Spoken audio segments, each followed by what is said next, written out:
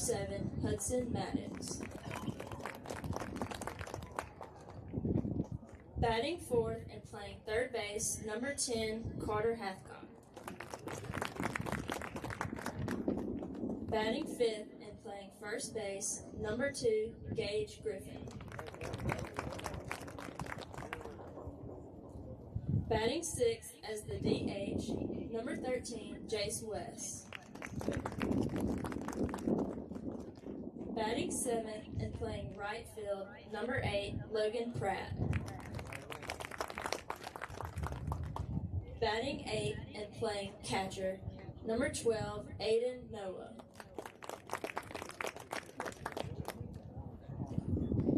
Batting ninth and playing left field, number 9, Mitchell Madden. And pitching tonight, number 16, Connor Timms.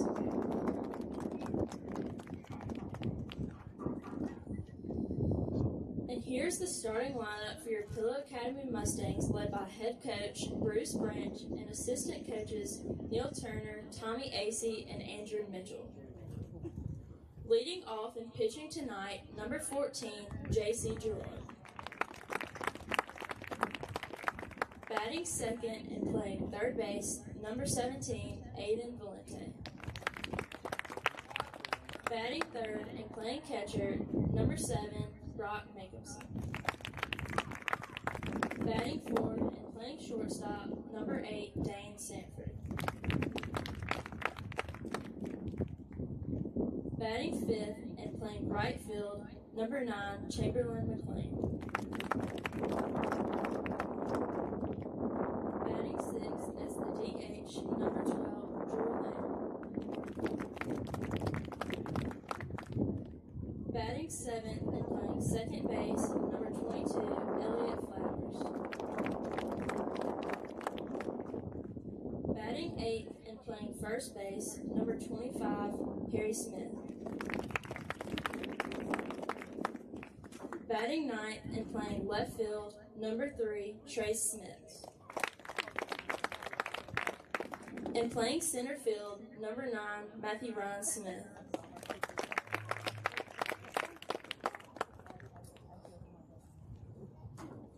Will you please stand for prayer and remain standing for the national anthem? Dear Heavenly Father, thank you for this day and for the opportunity to compete.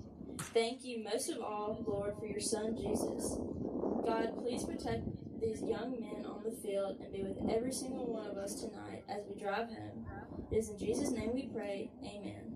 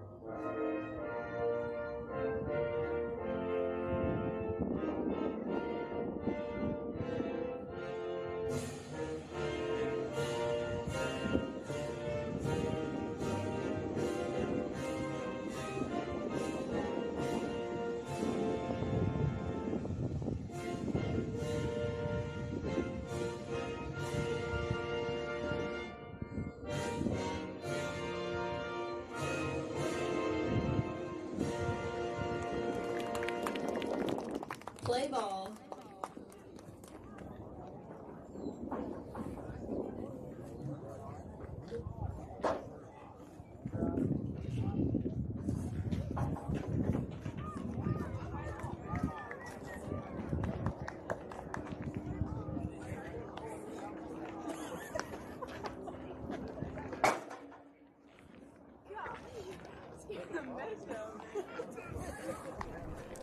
Good evening and welcome to Lewis Coleman Field at Utroska Park as the Pillow Academy Mustangs look to take on the Kirk Academy Raiders in varsity baseball action in the last home game before a trip to the beach, Mr. Bernuswitz. That's right. Getaway day tomorrow. Getaway day Sunday. The homestand extends. We've been doing very good at home. Had 2 games scheduled Thursday and Friday, both away, both rain outs. So able to get this one in here before we head off next week. Well, the Mustangs come into this afternoon's action on a 5-game win streak and an impressive win over Canton Academy on Tuesday night, night after a 10-inning affair where they were able to beat the Winston Academy Patriots in the second extra inning game that they played them this year. And they've won 6 out of 7, dating back to the loss against Kirk Academy on Tuesday, February 27th, an 8-4 loss where the Mustangs held the lead for most of the game but gave up 7 runs in the bottom of the 6th and really, in a lot of opinions, outplayed the Raiders until the very end of the ballgame. Things were great until they weren't.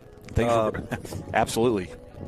But ever since then, like you said, been looking really, really sharp. They dropped 1 game at Hartfield. The only thing since then, winning all kinds of different ways, close games, blowouts, extra inning affairs, you name it, they're finding a way. And we're about ready to play, and first pitch from J.C. Gerard is coming up shortly. Is leadoff batter Anthony Corolla, the second baseman, will step up to the plate for the Raiders. Corolla was 2 for 3 against the Mustangs.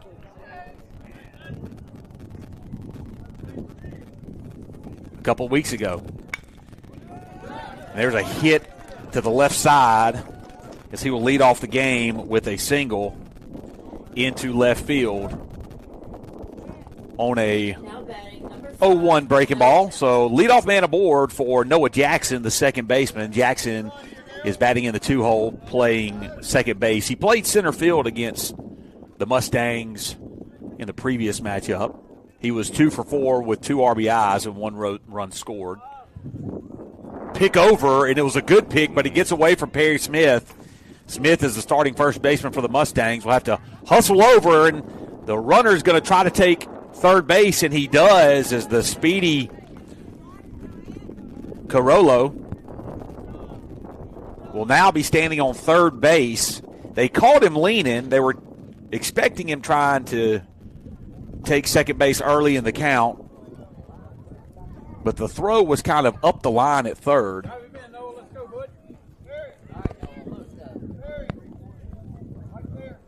And that'll be the first error of the afternoon on the Mustangs. So first pitch coming out to Jackson, and it's a ball in on the hand, swing, and a chopper foul. Yeah, did us a favor swinging at that one there. That was way in on his hands.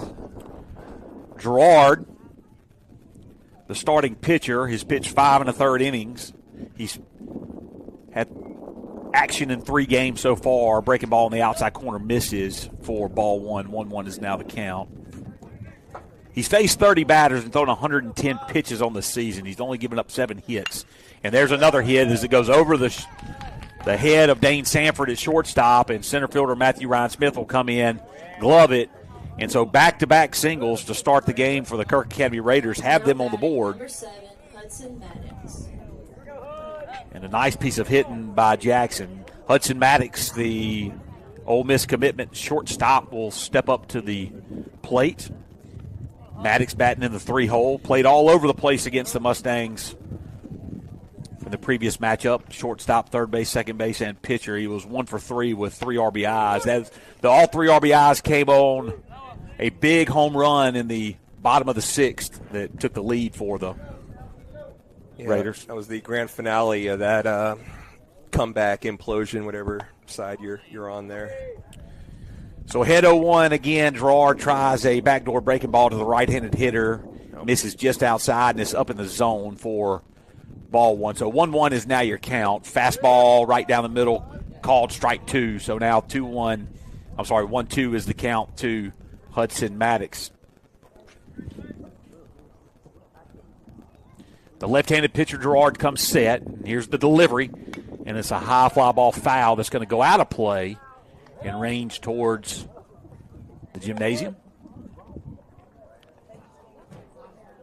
So 1 run in on 2 hits. 1 error by the Mustangs early here in this contest. Nice breaking balls, chopped towards Valente, and it's going to get under his glove. Sanford tries to glove it. It goes off his knee. There's going to be no play at third base as Noah Jackson is going to swiftly move back to second as Sanford Now batting number 10. tried to slide and keep it from ranging into left field. Was successful, but that is the 3rd hit of the game for the Raiders, and 4-hole hitter Carter Hathcock, the third baseman, is up at the plate. Here's the delivery, and it goes off Jacobson's glove, and he is going to let the ball get to the backstop, and both runners will now advance to second and third. So the Mustangs not looking very sharp here early on. The Raiders have 3 hits, 1 run. Runners on second and third with no outs here in the first inning, and the Raiders already with a 1-0 lead. Here comes the 1-0 pitch, is down and away for ball 2. 2-0 is now your count to the third baseman. Hathcock was the starting pitcher against the Mustangs previously. High fly ball, left side. It's going to stay in play. Valente's giving chase, and he can't quite get there. Good effort. Long way to run out there. He is almost in the bullpen out there.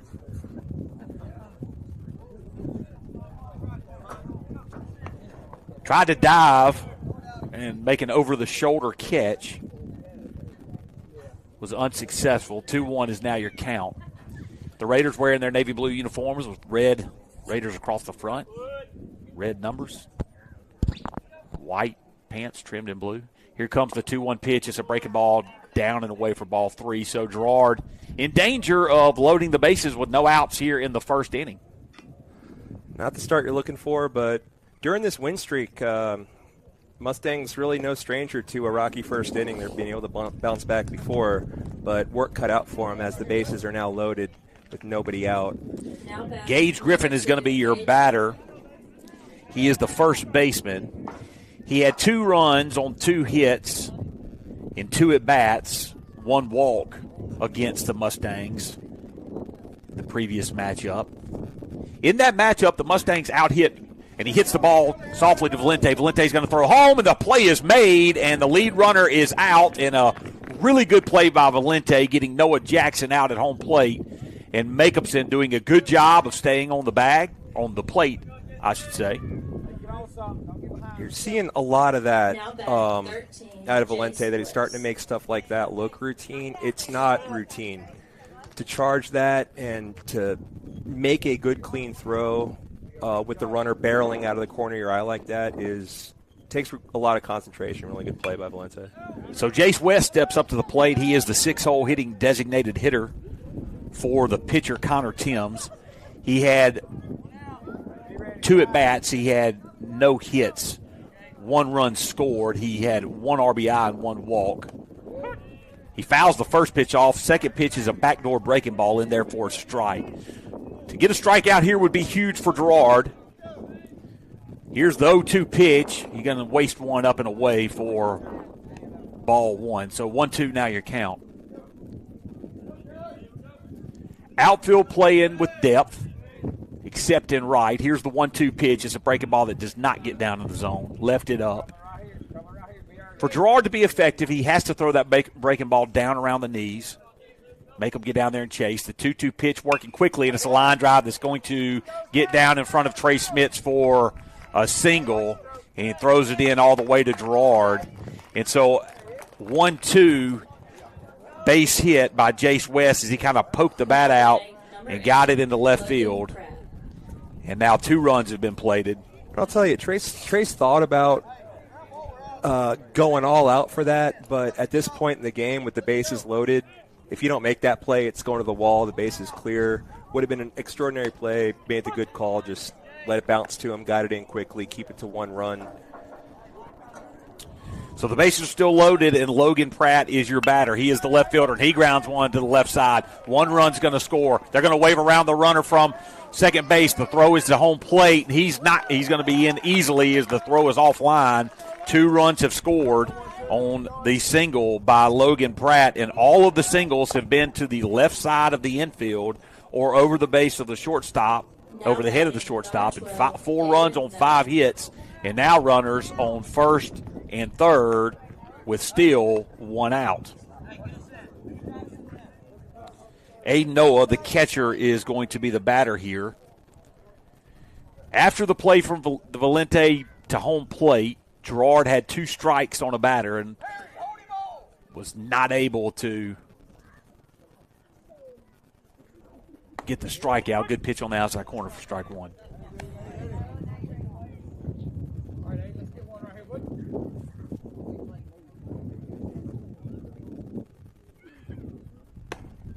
Pitch up in the zone, misses for ball 1. Now 1-1 is your count.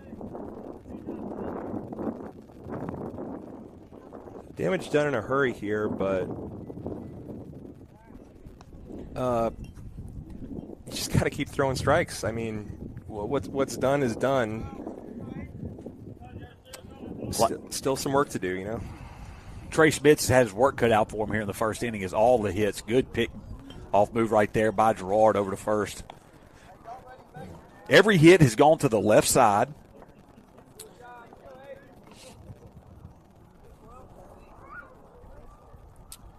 Runner stays at first. The pitch is a little up in the zone, so 2-1 is now your count.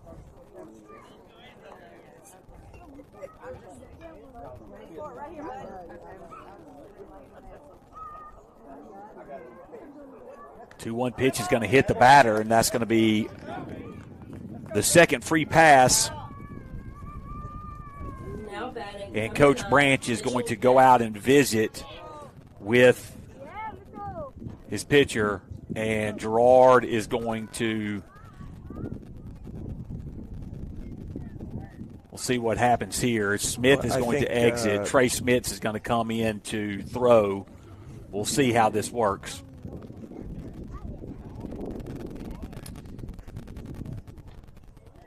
So, single to start it off, a walk, a fielder's choice by Gage Griffin, the first baseman, then another single by Jace West. Logan Pratt had another single in the 6 hole. Aiden Noah is hit by a pitch. So every batter has actually reached base because of the fielder's choice where we threw Noah Jackson out at home plate. And it looks like Perry Smith is going to exit the game. Trey Smith is going to move in from left field, and I think that's going to put JC at first. And JC at first. Can't see who's in the outfield. Tate Dubard. That's as he turns around to show that number 10. That's the move. So Kirk jumps out early, 4-0 on 5 hits here in the first. Can't say they didn't earn it. They didn't. They had one errant throw, but this was certainly nothing cheap there. Those were solid shots all left field. So getting ready for getaway day, as we've been calling it. The Mustangs were anticipating using a lot of pitchers today to free up everyone to throw Monday, Tuesday, and Wednesday. And at this point, they are going to be using their second pitcher here in the first inning with only 1 out. And that's going to be Trey Smith, who's thrown an inning of work this season. He faced 4 batters. He threw 12 pitches. He gave up 2 hits, 1 walk. But he has an ERA of 0. So we hope he can keep it there. Yeah, that's pretty good.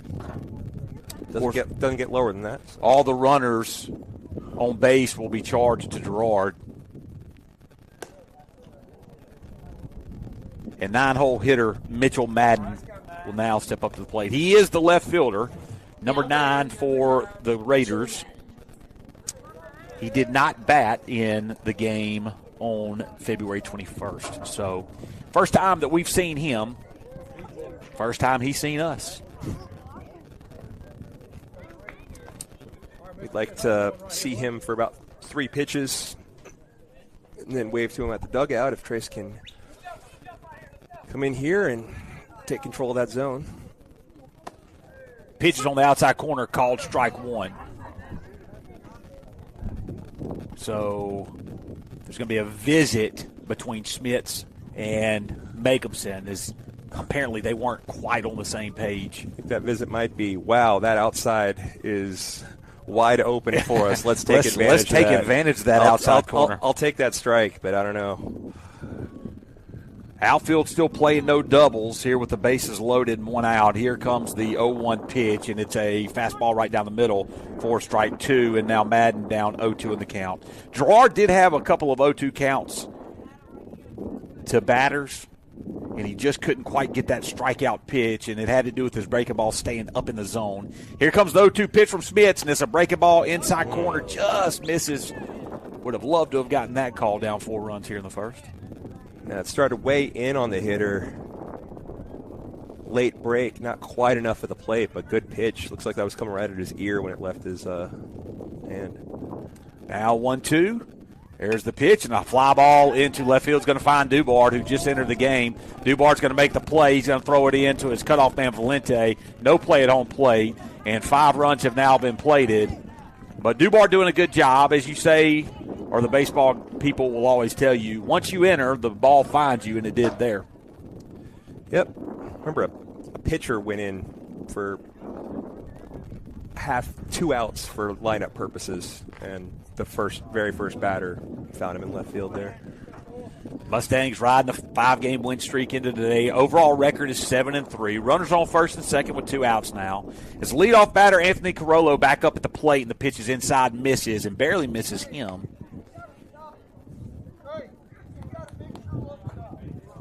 A couple of Kirk hitters now look real tough in the plate, just kind of doing the bare minimum to get out of the way of a projectile being hurled at their body.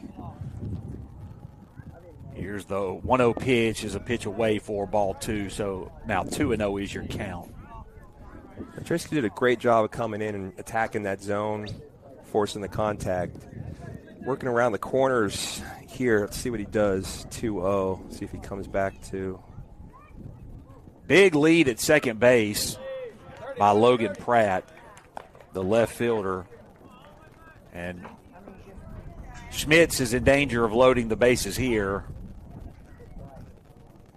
Would bring a force to any base at this point. Not the worst thing in the world a walk would be. He's going to spin, and he's not going to give up the throw to Elliott Flowers, who was covering the bag on the pickoff move. Middle infield just staying active as all the action's been to left field. Good pitch right there to find his way back in the count. 3-1 now is your count to Carollo. Singled to left field his first at bat.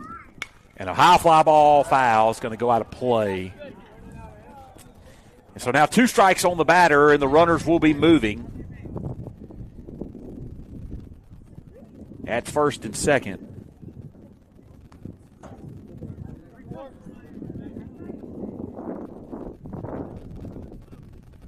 J.C. Gerard, the first baseman, is playing behind the bag. Love to see a back pick here. Not going to get it. Runners moving. A called strike 3 and a big strikeout by Trey Schmitz, who comes in and limits the damage that was already done in the inning. But a big inning it was. There were 5 runs on 5 hits. There was an error by the Mustangs. There were 2 men left on base. We're going to head to the bottom of the first. We got a long way to go, Mr. Newswitz. We're down 5-0.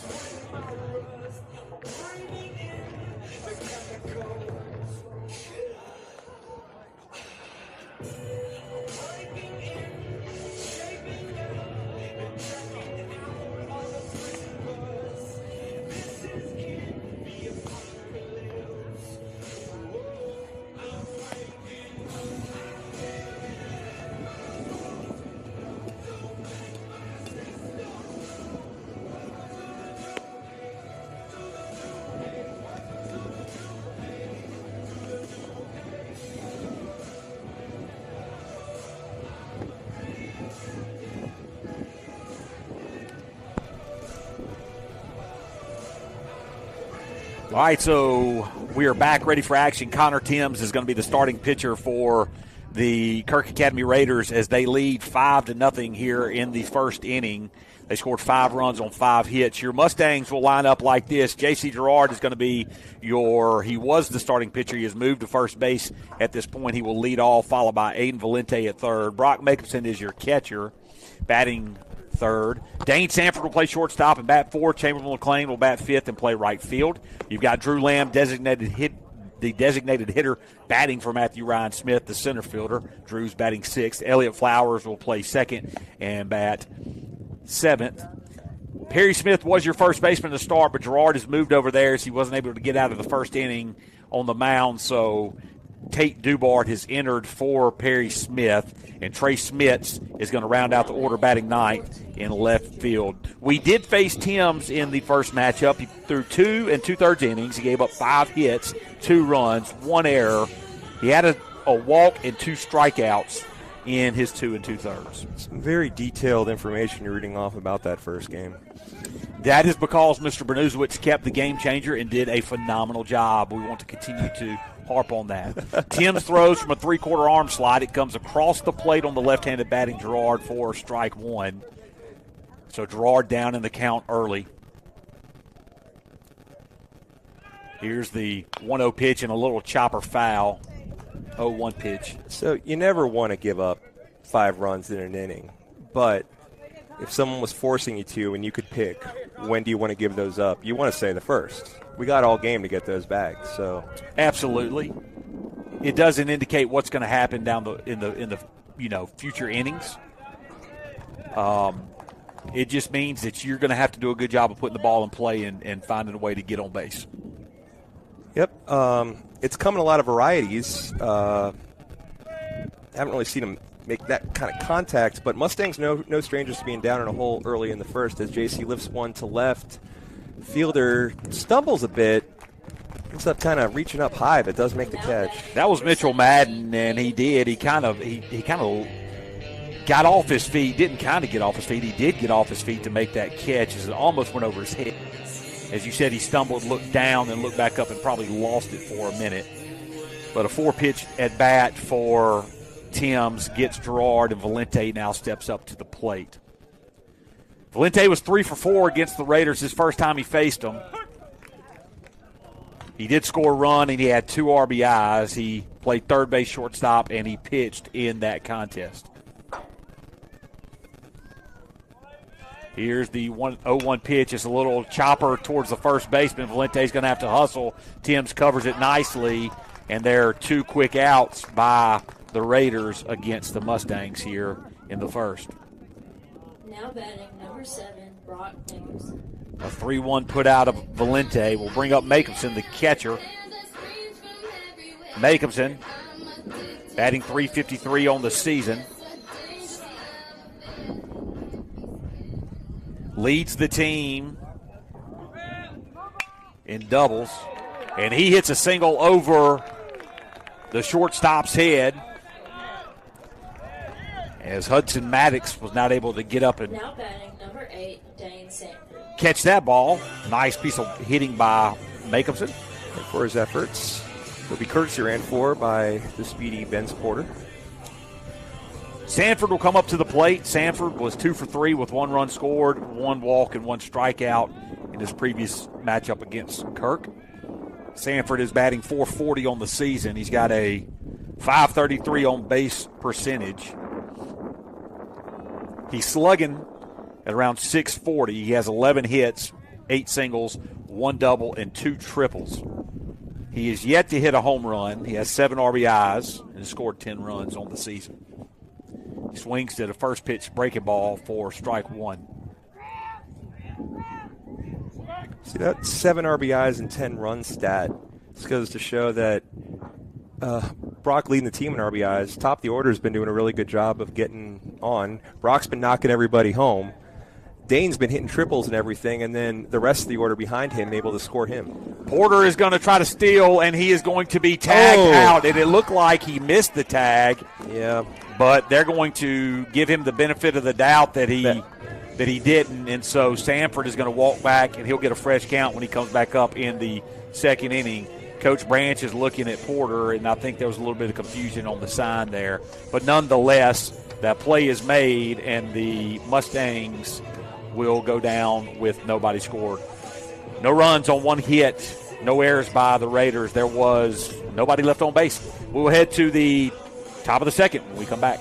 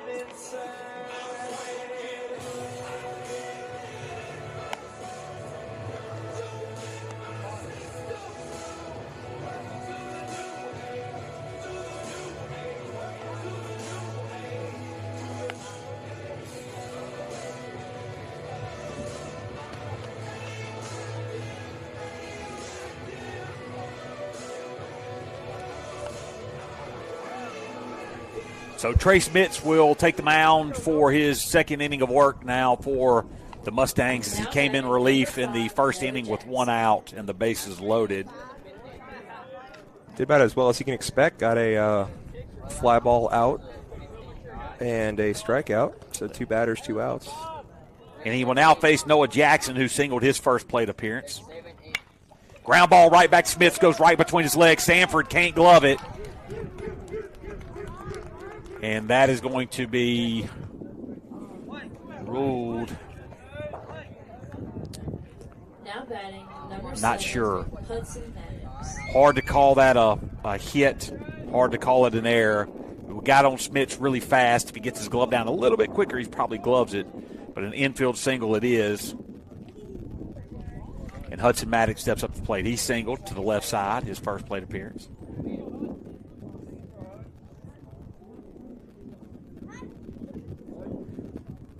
First pitch misses way outside for ball 1.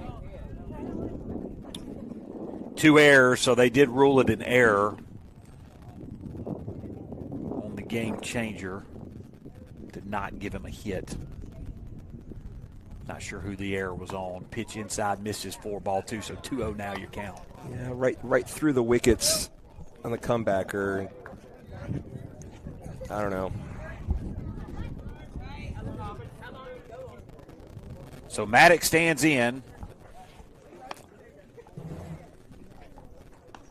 with nobody out here in the top of the second inning.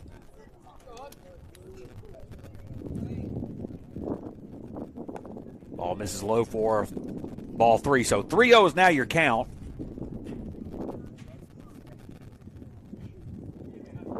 And a chance for the Raiders to have an opportunity for another big inning. Now batting, number 10. Walk right there to Maddox. We'll put 2 runners on with nobody out. And Carter Hathcock up at the plate. He walked his last plate appearance. He's the left-handed batter as McLean will now back up.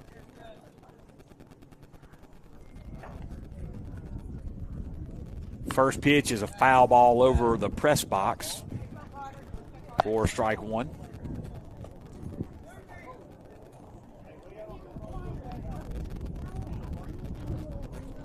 So in that first matchup, as we talked about, the Mustangs out-hit the Raiders 12-7. Very different look here as the ball misses up. It almost looked like some form of a pitch out. Is it like Jacobson anticipated throw? We do have action in the bullpen for the Mustangs at this point. It looks like Ben's Porter is going to go get loose. Pitch misses inside. Almost caught the arm of Hathcock. 2-1 is now your count.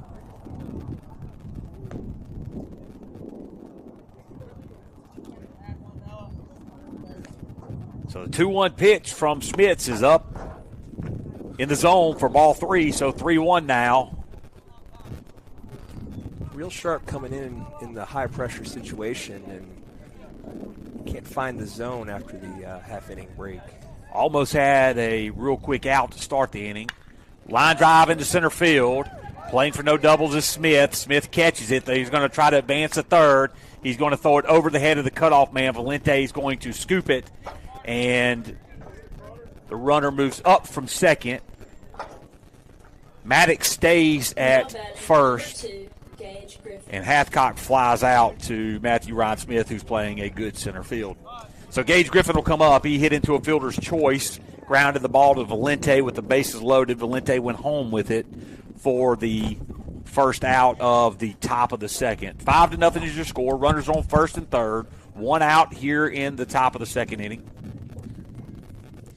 Pitch to Griffin, misses up for ball 1. Griffin, the first baseman. Where's number 2? Need to get a little bit of length out of Smits here if we're going to use a number of pitchers in this game. Breaking ball misses high for ball 2, so now 2-0 is the count.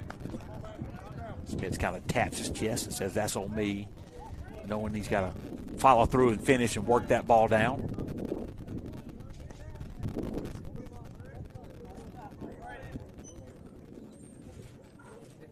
Swing and a foul ball into the net right there. Looked like it was a good pitch to make contact on, as Griffin will now face a 2-1 count.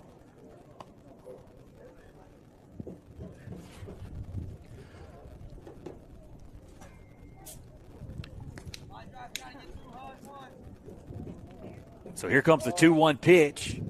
Ball misses away for ball 3, so 3-1 now you count. I'm quiet because I really don't have much to add here. Smits is going to come set now on the 3-1 count. Here comes the delivery, and it's a high fly ball into shallow left field. This could be tough. Sanford's going to range back on it. He's going to catch it. He's going to check the runner at third base, and no runners will advance. It looked like it could have been in no man's land off the bat. It didn't travel as far as I thought that it would. Yeah, Dane on that right away. You could tell by the way he could, because I agree with you, but Dane kind of stayed put at where that ball eventually came down. Good, big out, keeps the runners frozen. Well, Jace West will step up. He singled his last at bat, and here he fouls one off with an opportunity to drive a run in. Double could score 2 from first as Maddox has good speed standing on first base. Noah Jackson, the second baseman's on third. He was thrown out in a force out at home plate in the first inning on a fielder's choice. Here comes the 1-0 pitch. Maddox is moving. Here comes the check from Jacobson, and they're going to give the bag up. And so now 2 runners are in scoring position with 2 outs here in the top of the second. 1-1 is now your count with the base open.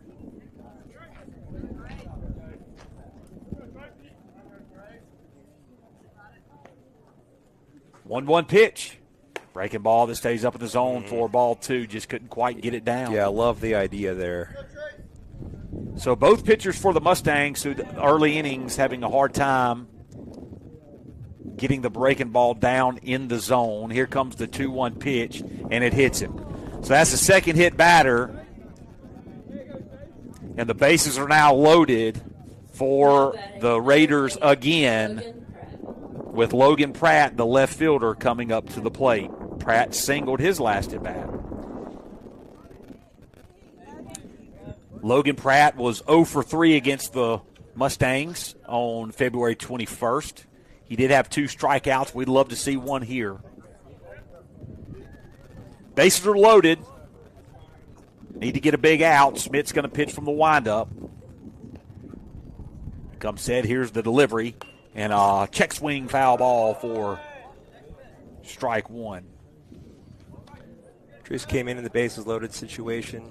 Worked out of the windup effectively. Good pitch there. Here's the windup from Smits now on the 0-1 pitch and the delivery. Inside corner, not giving the strike there. Worked the inside corner, not saying that he squeezed it. I believe it was a little inside. That was a little inside, but. So here's your 1-1 from Smits. Pitch on the outside corner, called strike 2, and now Smits a pitch away from getting out of trouble here in the top of the second inning. Good job. Just missed the inside corner, works it back to the outside corner, and gets that call. Ump says, okay, you're Peyton. All right. Big pitch here, 1-2 count. Here's the delivery, and it's a ground ball towards Valente. He knocks it down. He's going to have to look over to first. No play, but he does save 2 runs from scoring. But another run will come across for the Raiders, and that is now their 7th hit through 2 innings. So second hit for Logan Pratt on the afternoon. Aiden Noel will now come up to the plate. He is the catcher. He was hit by a pitch in the last inning. Got the contact we were looking for there that just kind of hugged that line a little bit too much for Valente to try to range, and would have to come across his body and make the throw. Just pitch up in the zone, called strike 1. Looked like that was just below the letters. Talking about with someone the other day about that, you don't see high strikes in Major League anymore. They've really compressed the zone. That they have. Not as much at the high school level. Pitch way outside for ball 1. 1-1 is now your count. I find it odd. I just feel it could be, should be kind of consistent throughout the levels. If we decide this is what we're doing, then. Jace West with a huge lead at second base. Swing and a miss right there for strike 2. So for the second batter in a row, Smits has an opportunity to make a pitch and get the Mustangs out of big trouble here in the second.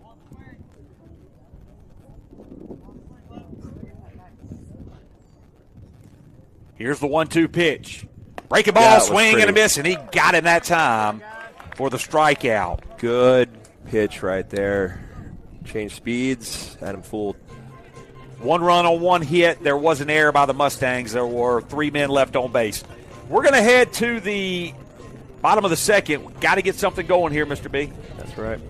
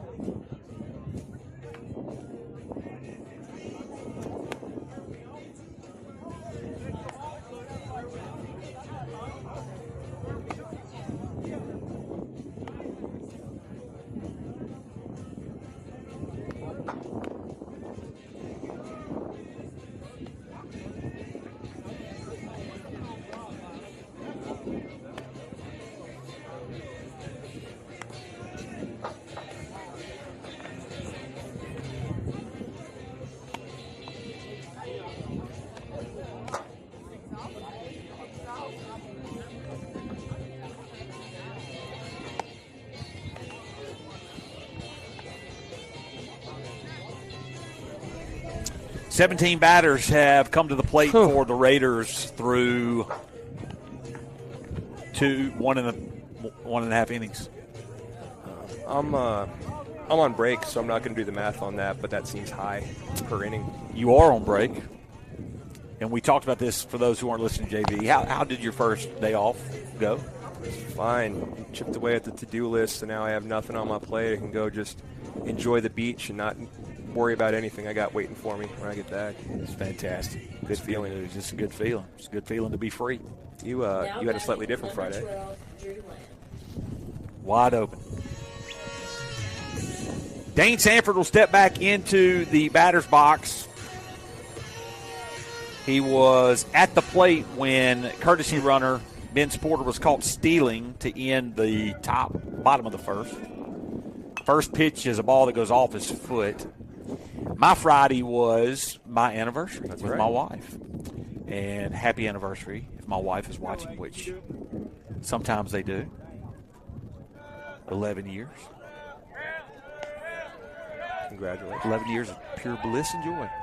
Here is the 0-1 pitch to Sanford, and he's going to knock one through the right side for a base hit, so he will lead off the inning with an opposite field single and the second hit of the afternoon for the Mustangs. Get something going. Could call the Diamond Girls to take things into their own hands, switch up the walkout music to try to shake something up. It worked. You got to shake girls. things up, absolutely. Chamberlain McLean is coming up to the plate. He's batting .367 with a .472 on base percentage. He has 11 hits, 9 singles, and 2 doubles. He has 3 RBIs, 8 runs scored, 5 walks, and 6 strikeouts on the year for the left-handed batter. McLean did go 1 for 3 against the Raiders early in the season. As we've talked about, the Mustangs have won 6 out of their last 7 since they faced the Raiders on February the 21st. Had an opportunity to win that game late, up 4-1 in late innings. Couldn't hold on to the lead. First pitch is a fastball down, misses 4-1. Got to string some hits together. That's right. Down 6, can only score 4 with any one swing. And that's another hit. Got to do that. That's it right there to the left side is Chamberlain McLean, another opposite field hit for the Mustangs. And now, as odd as this is, the last 3, I say as odd as it is because we haven't had anything to show for it yet. The last 3 batters for the Mustangs, Brock Jacobson, Dane Sanford, and Chamberlain McLean, have all singled against the pitcher for the Raiders, Connor Timms.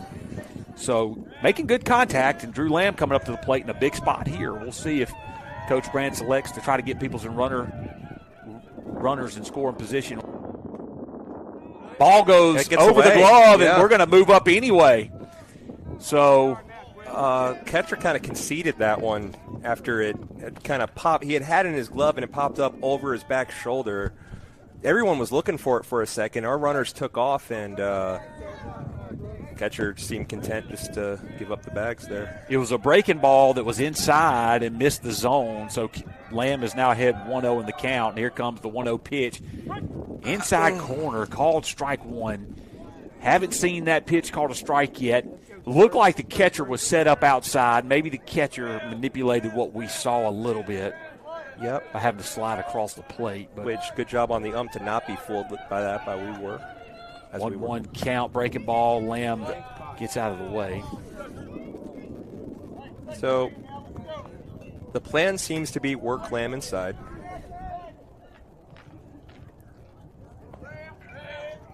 Do you get to offer at anything? Ahead in the count, 2-1. So the 2-1 delivery from Timms coming up. Here's the pitch. It's outside corner, misses for ball 3. So Lamb with the hitter's count at 3-1 here in the bottom of the second with runners on second and third and no outs. Opportunity for the Mustangs to chip away at this 6-0 Kirk Academy lead. Elliott Flowers stands on deck. He is the second baseman today. Here's the delivery. And a line drive, and that looks like that's going to get down, and that's trouble. That's in the gap. 1 run's going to score. 2 runs will score. Lamb's going to hit the bag at first. He's going to try to stretch it to a double, and he will stand in second base with a double. And he's going to give a dance. A+ on the hit, B+ on the dance. You gave him a B+ there? Diamond Girls, what do we give the grade on the dance at second base from Lamb? We got a C and an A+. So let's split the difference. Difference in opinions. They get back to B+. So Lamb with good contact, all 3 hits to the opposite field.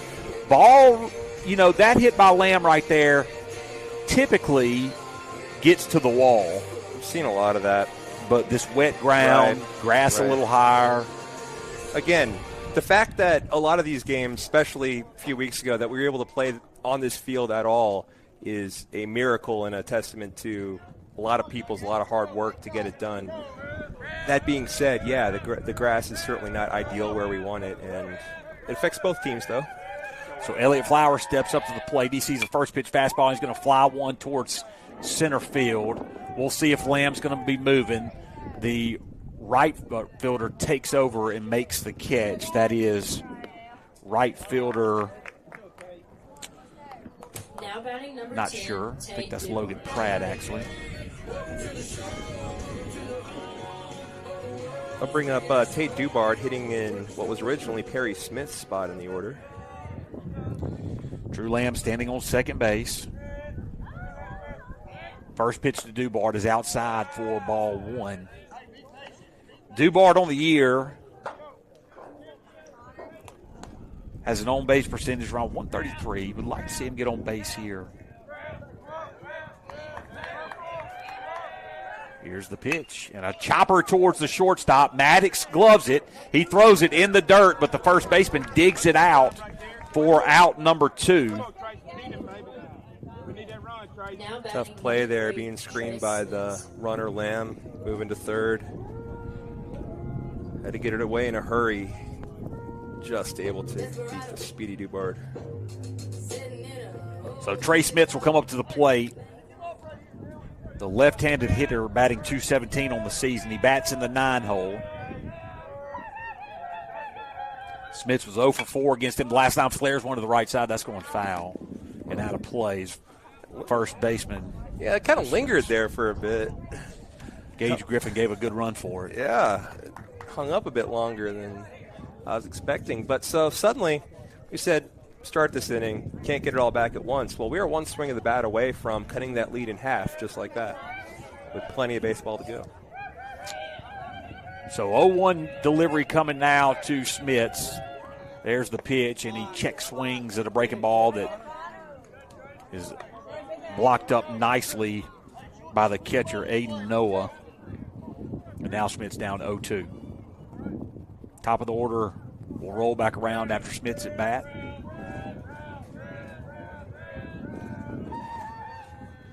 And a chopper, that's in no man's land. Maddox is going to barehand it and throw it to first. And it is, no, they say that the runner, not the runner, the first baseman pulled off the bag.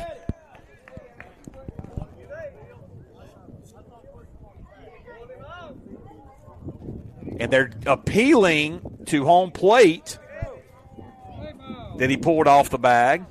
That was the second throw in a row by Maddox that was down in the dirt.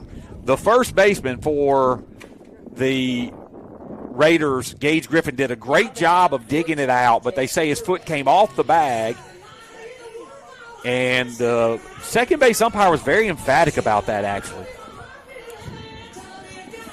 You knew it was in no man's land, that it was going to be a tough play. Maddox barehanded it, throws it to first. What do you think, Mr. B? I was watching the ball to see if the first baseman could, I knew it was going to be in the dirt, to see if he could field it cleanly. So I'm watching kind of the front part, the glove area of the first baseman. Was not looking at his feet, don't know. Ball hit by Gerard is knocked down by the first baseman, and he is going to be out at first base. As he did a really good job right there of knocking it down. Pitcher did a great job of covering first. And Gage Griffin shows that he is defensively very solid over there for the Raiders, and that'll be the way that the Mustangs go down in the inning. But 3 runs do score on 3 hits. There was an error by the Raiders, and there was 1 man left on base. So the Mustangs cut that lead in half. We will head to the top of the 3rd inning with a new pitcher. It looks like we've got Ben's Porter coming on the mound when we come back.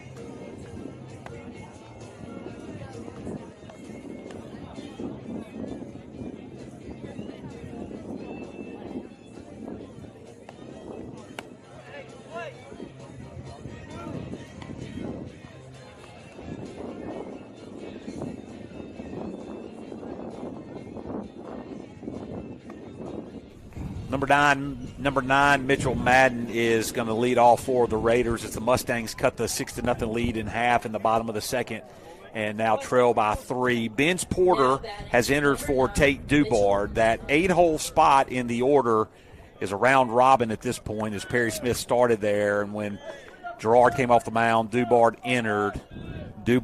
He is now exited for Porter as Smits takes back over in left field. If anybody followed all of that. That was well done. Thank you, Mr. Benuzowitz. Porter, it's not his first time seeing some of these Raiders this year. So here comes the first pitch to the 9-hole hitter. It's a fastball down and away for ball 1. Mitchell Madden flew out to left field to Tate Dubard, actually, his first at bat. Ball misses inside. 2-0 is now your count. Gerard threw 27 pitches, Smits 36. Both will be clearly available to start the week next week. Ball misses up. Now 3-0 is your count as Porter trying to find the strike zone here early in his appearance as 1-2-3 await.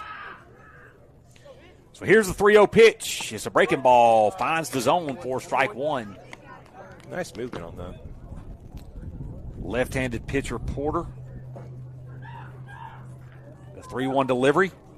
Fastball down the middle. Strike 2. So trying to climb the ladder and get back in this count. Porter's thrown an inning in the third. He's had appearances in 3 games. 44 total pitches in varsity action. Backdoor breaking ball called strike 3. What a great job by Porter as he comes in and gets that very elusive first out of the inning for the Mustangs. That looked exactly like, I wish we had the technology, that Raider Network technology to overlay those pitches. That looked exactly like that strike 1 pitch that I was commenting on, that pretty movement. Comes back to it. Same spot for the strikeout looking excellent pitch. A lot of guts by the freshman who throws another one that just stays up in the zone there. Does catch the corner. But Anthony Carollo, who is singled and struck out in this game, is at the plate. He is the leadoff batter. He plays second base. 1-0 pitch by Porter is a fastball that misses down and in for ball 2. So now 2 straight batters. He has fallen behind in the count. First 3-0, now 2-0. Here comes the windup and the delivery. And it is a fastball up in the zone, and the second straight batter now has a 3-0 count. Carollo has really good speed. If he gets on base, you anticipate that they'll probably put him in movement quickly. Here's the 3-1 pitch, and it is up in the zone for a 4-pitch walk. So after he climbs the ladder and strikes 1 out, he gives up a 4-pitch walk.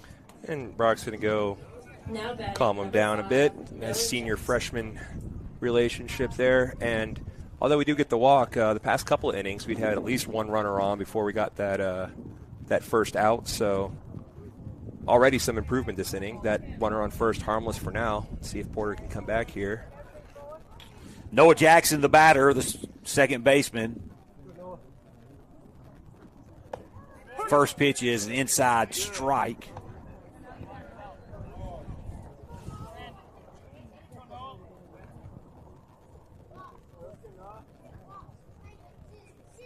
Oh, 1 pitch and a swing and a big swing and miss by Jackson for strike number 2.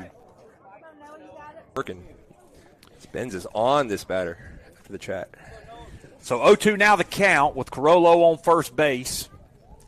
Left-handed pitcher Porter checks him, and a ground ball up the middle. Flowers is going to glove it. He flips it to Sanford. Sanford to first, and he throws it away, but the runner will not advance. It was a real short flip. Sanford had to kind of recollect. Now batting number 7. And Jackson reaches on a fielder's choice, but they put Carollo out. And Hudson Maddox up at the plate. Maddox with a single and a walk. Good to at least get the one there. You definitely don't want many runners on with this guy up. Backdoor breaking ball stays high, and you talk about with runners on and things of that nature. You really need to be careful, as we found out in the first game with the power hitting shortstop. Good breaking ball in the zone for strike one. 2-1 now your count.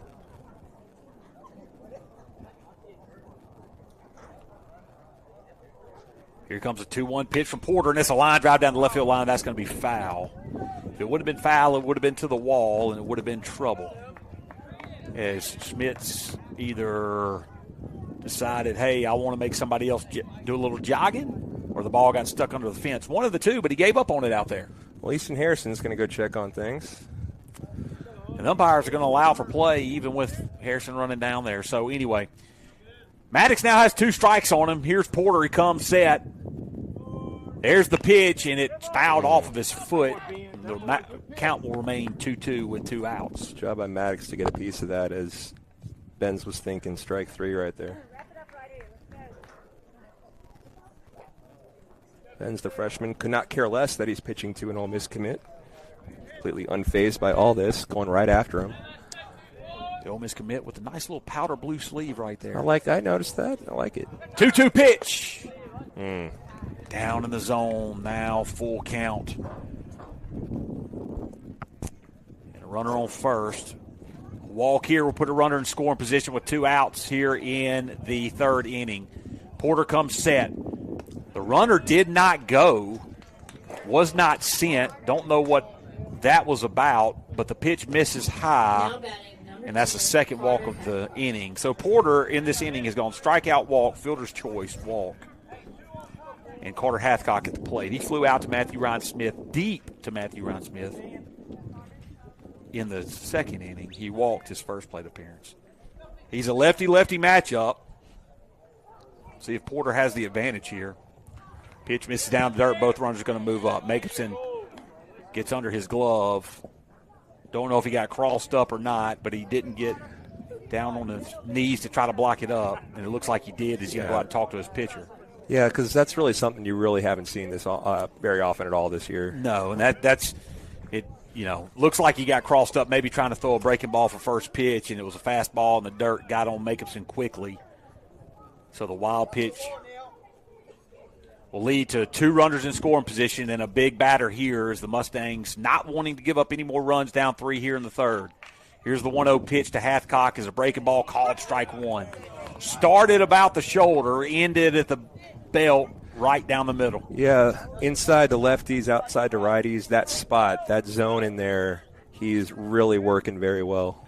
1-1 pitch now, blocked up nicely by Jacobson. In the dirt, 2-1 is your count. You do have a base open. Gage Griffin, who is 0 for 2 on the afternoon, is standing on deck, the first baseman, the very talented defensive first baseman. Nice pitch inside corner, called strike 2. Love this plan here with that base open, kind of nibbling at the corners a bit, seeing if he can get these strike calls, and so far so good, 2-2 count. Here comes a 2-2 pitch to Hathcock. It's a fastball, swing and a miss, and another strikeout from Porter, who pounds his glove as he comes walking off the mound, and a great job by the freshman battling the middle of the order for the Raiders. So no runs on, no hits. There were 2 men left on, no errors by the Mustangs. We're going to head to the bottom of the 3rd, top of the order coming up. Mustangs down 6-3.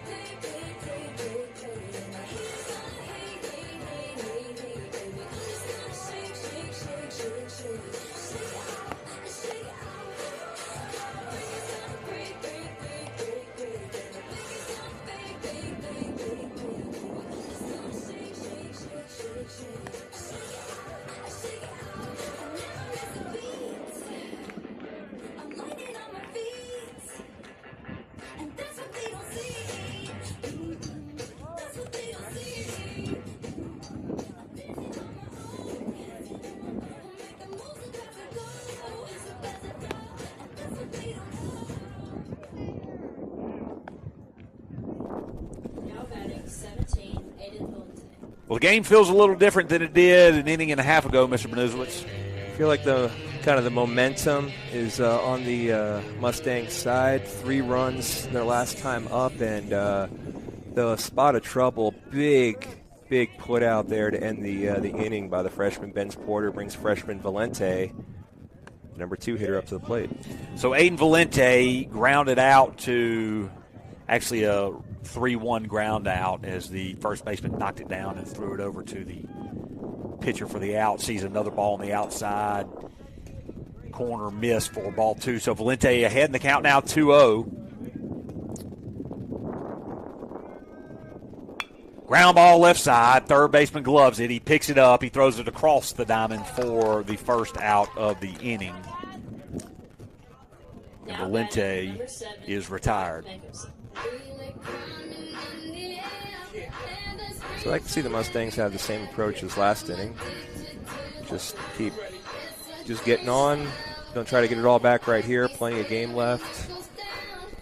Well, Makemson's going to step up to the plate. He got the hitting started for the Mustangs in this game. He singled his first at bat. Sees a pitch on the outside corner for strike 1. It was a nice hit over the shortstop's head. Line drive. Breaking ball up in the zone, in the eyes, and he swings through it. Boy, he saw that one, and he tried to mash it. Yeah, he wanted to hear that siren. We hadn't played the siren much this year. Only a couple home runs hit by the Mustangs so far, but runs have not been an issue to date. Ball down and away. Makemson does not chase as the catcher Aiden Noah did a really good job of catching up.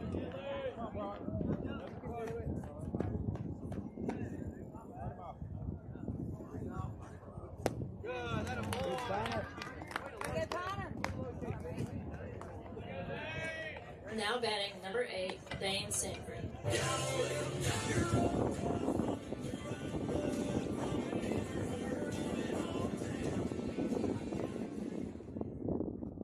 To come and kind of like to see everyone kind of doing their part, chipping away, like what got us back into this game.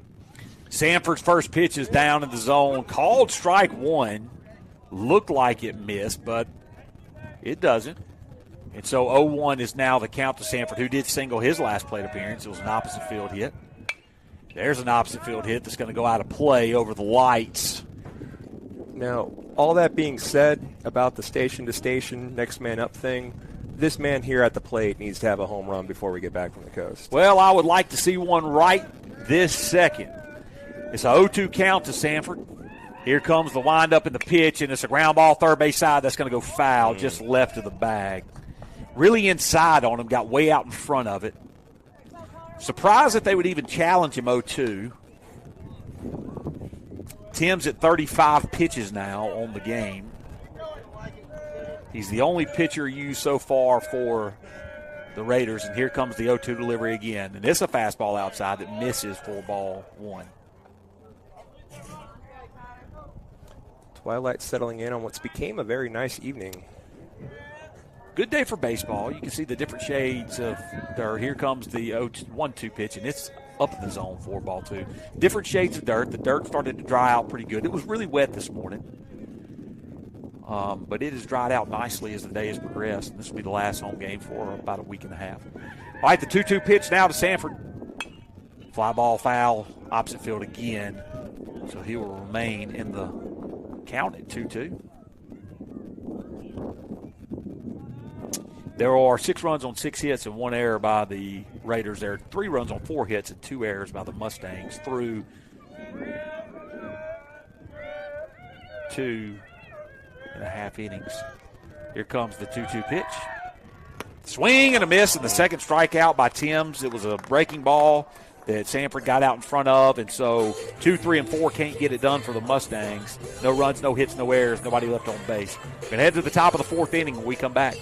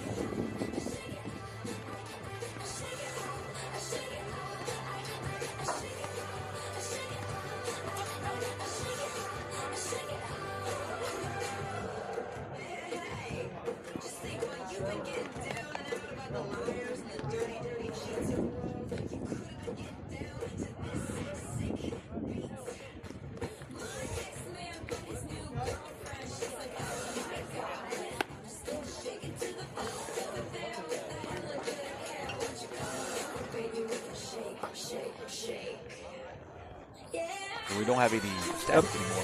Don't have any static anymore, as it's driving me absolutely nuts. Well, if you ripped out all the cords, and now we got only what we need plugged in, and it sounds so much better. So much better. First baseman Gage Griffin is going to lead off the inning. He is the 5-hole batter for the Kirk Academy Raiders, who lead 6-3 heading into the top of the fourth. They scored 5 in the first, 1 in the second.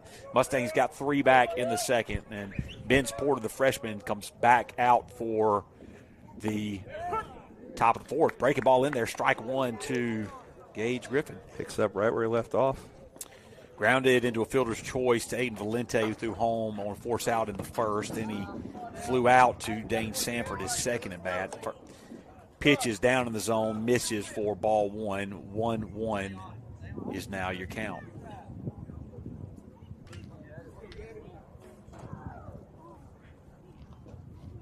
Here's the 1-1 pitch by Porter, and it's swing and a miss for strike 2. I think he fouled it. Might have gotten a tip of it. Sounded like it. Can we hear anything up here? I couldn't hear it. Double pane glass. 1-2 pitch. Chopper fouled away, way out in front of that one. Way out in front of that. Have to make contact, though, so. Nice Saturday evening here at Lewis Coleman Field. Non-conference action. Here's the 1-2 pitch again. Just misses. 2-2 now your count. So breaking ball must have been down. Yeah, Brock kind of got out of his stance a bit to corral it. Maybe that, I don't know, looked pretty good. 2-2 pitch. Breaking ball fouled away. So Gage Griffin is going to stand in and make Porter work to get this out. This will be the 7th pitch of the at-bat coming up. So early on, Mustang pitchers were having trouble with that off-speed. And Porter, I dare say, has the off-speed working better than his fastball right now. His fastball has been a little inconsistent in the zone, and it's been down and in He's some. leaving it in, too. He's kind of spiking it a bit. Yeah, spiking it some, and that's of course, the batters for Kirk really crowd the box. Here's the 2-2 pitch again. Breaking ball. Wanted that one for a called strike 3. I wanted that one for a called strike 3, but don't get it. So now full count to the leadoff batter, Gage Griffin. Porter comes set. Here's the delivery. Grounded back towards him. He gloves it. He's going to flip it straight over to first base for an easy out. And retires Griffin after an 8-pitch at bat. Fields his position very well on that. Caught it off to his right side. Greg Maddox-esque out there. Well, if you're going to compare him to somebody, that'd be a good one to compare him to. Jace West, who singled and was hit by a pitch, steps up to the plate. He is the designated hitter. Sees the first pitch up in the zone for ball 1. Greg Maddox-esque. Most gold gloves in MLB history. For a pitcher. Or is it any position. Every position gets one, so. Ground ball towards Valente. He gloves it. He steps up, makes a good throw over to first base. And now a quick 2 outs for the Mustangs. Now batting number 8. On the 6-3 put out by Valente over to Gerard. And Logan Pratt, the right fielder, will step up to the plate. He is 2 for 2 on the afternoon. Both singles to the left side.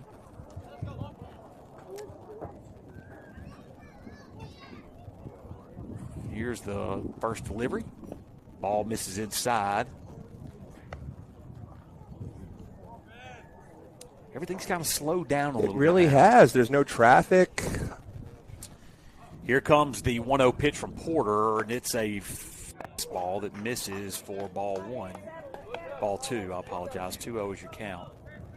No 2-out walks here. I'm going to say it, hoping that it happens. Trace with some big outs in the first, and then Porter here in relief, really settling things down. Porter falls behind 3-0 after quickly retiring the first 2 batters. This count aside, you can just, like you said, everything seems slower. We've kind of calmed down, just playing baseball. Still plenty of time. He misses on 4 straight pitches, and Pratt's going to jog down to first base. 4th walk of the afternoon, 5th walk of the afternoon by the Mustangs. There's also been 2 hit batters. The Mustangs have struck out 4 batters as well. Aiden Noah, the catcher, is coming up to the plate. He has been hit by a pitch, and he has struck out. He struck out to end the second inning in a big strikeout in that inning by Schmitz with a scoring opportunity at hand. Ball ranges inside on him, and I thought it hit him. So did I. That's why the chuckle. But then they don't react at all, and you're like, man, these kids they're tough. We got one right off the hip, but no. Pitch on the right down the middle on the kneecaps called strike 1. 1-1 is your count. Porter working quick. Good to see. Pratt with a really big lead. Now he's going to step back. They're going to check over to first. Pretty bold with the lefty on the mound, too. Yeah, I think Pratt right there just playing some games. Yeah. No reason not to. 2 outs in the inning. It's a sign of respect, if anything. It's like I got to do something, whatever I can here. This guy's on right now. Swing and a miss. Foul tip. Ball gets away. Maybe it was not foul tipped. That just seemed exactly like what the ball does when you foul tip it. Gets away from Jacobson right there on the swing and a miss, so now 1-2 is the count. If you've noticed, and you can't see it, well, we'll talk about it in a minute. There's a runner in scoring position now with 2 outs after the free base on the walk. But a 1-2 count now to Aiden Noah, and there's a breaking ball up in the zone that misses for ball 2.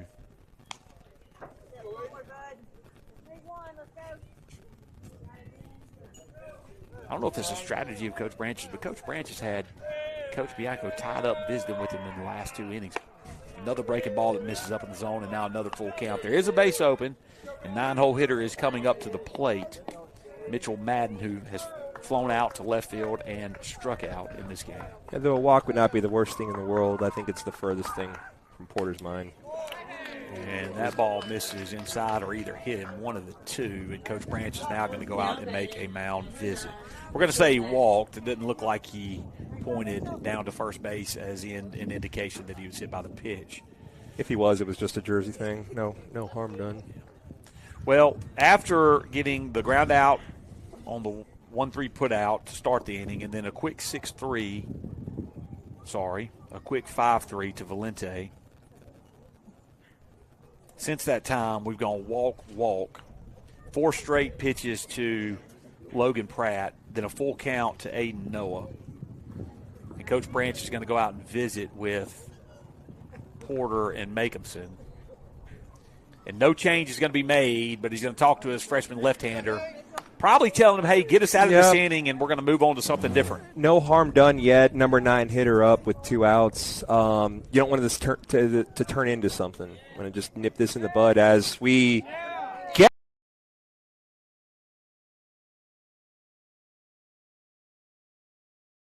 We nip that in the bud without even a pitch as the pickoff play very close at second. Well, Logan Pratt had been really drifting off first base, and the runners for Kirk Academy have been getting a big lead at second base most of the game. Wouldn't surprise me if one got picked off. Also back picks to first as well. First pitch to the 9-hole hitter, and it hits him. So the third free pass in a row. Now batting number 4, Anthony Carollo. And the leadoff batter, Anthony Carollo, coming up to the plate. He has singled, struck out, and walked in his 3 plate appearances.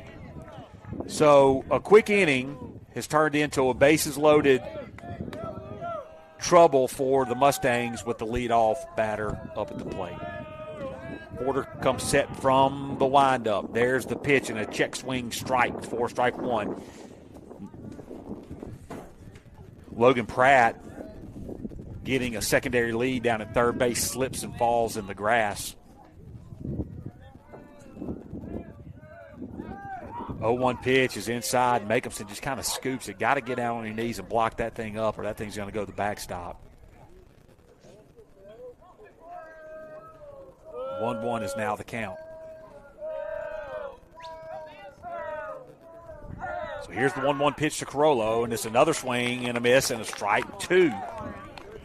Pitching inside to him A lot has gone inside for Porter. Lefty trailing inside on the follow-through to the right-handed hitters. So can Porter get out of it with 2 strikes? And he tries a backdoor breaking ball that just misses the outside corner. Now 2-2 is your count. Good pitch. That didn't float in there. That had some. It had some mustard on it. It had some mustard on it. It definitely had the velocity on it. Here comes the 2-2 pitch again, and a check swing called strike 3. He is out, and the threat is over. Yep.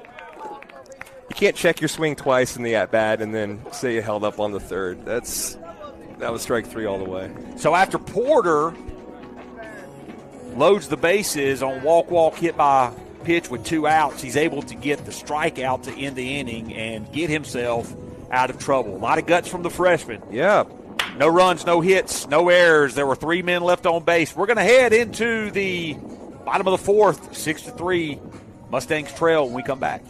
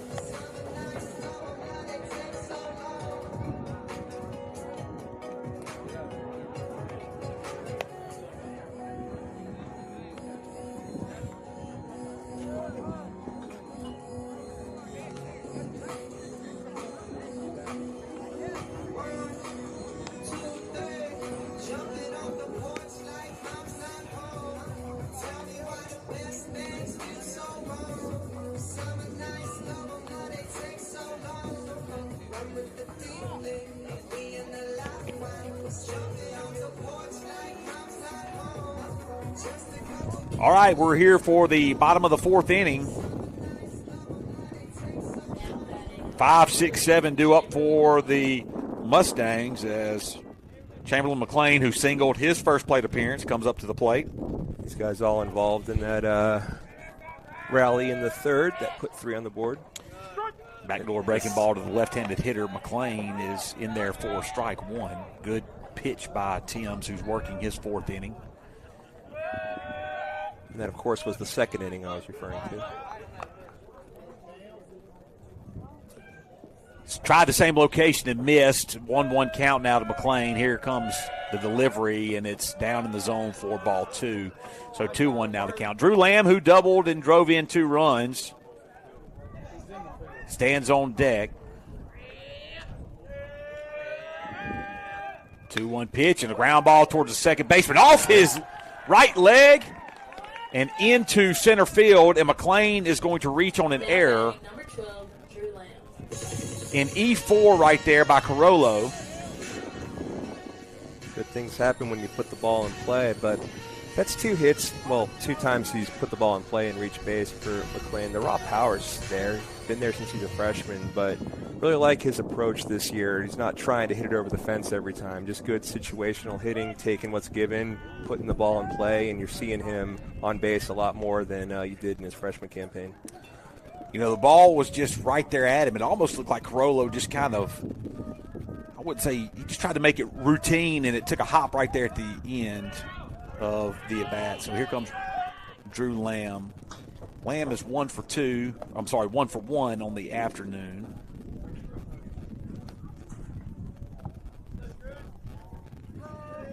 He's had 21 plate appearances total. And there's a fly ball into center field.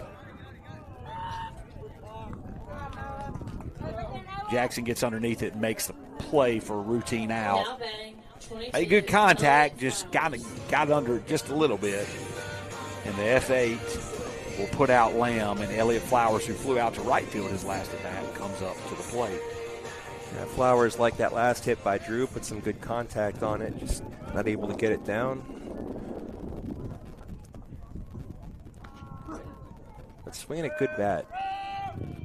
Pitch misses outside for ball 1 to Flowers. Flowers' average, story of the season, his averages seem bafflingly low to me for how often he seems to be up and doing things in key moments. finds a way to get on base in key moments. He was the winning run that scored against Winston in the 10-inning affair last week. Was that last week or was that this week? That was this week. Line drive into left field, left center, and the center fielder is going to make the play. He was playing shallow on Flowers. That was a good cut. Yeah. Good play. Positioned well. Now batting. Positioned well by Kirk, the center fielder there. Reacted well to it and took away what could have been. Didn't take much to misplay that into a single, if not more.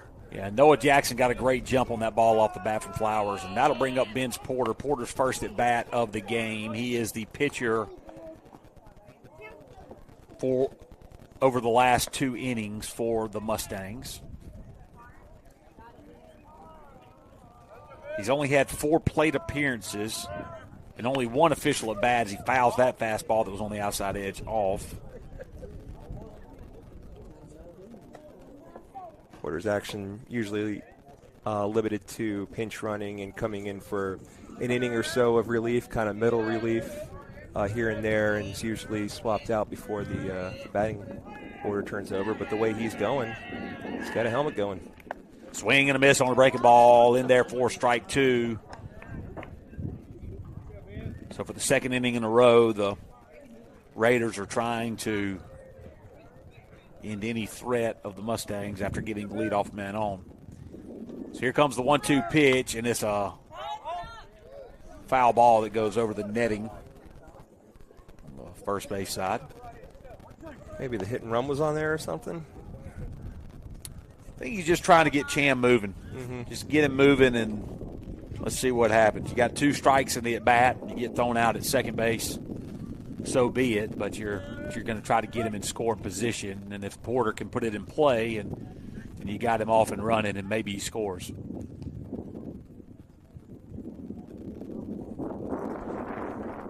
So working out of the stretch is Timms. Here comes the 1-2 delivery to Porter, and it's fouled off again. So he's doing a good job of staying in there and keeping the bat alive.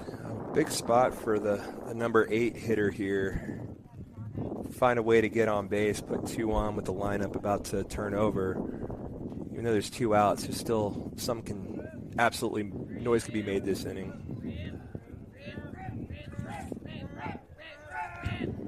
Pitch outside edge, misses. Thought he was going to call it strike 3. He does not.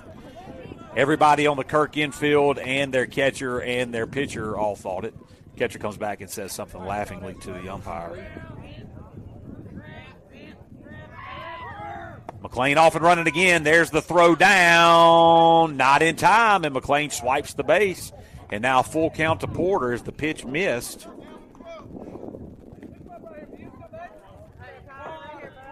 And Porter with an opportunity for an RBI.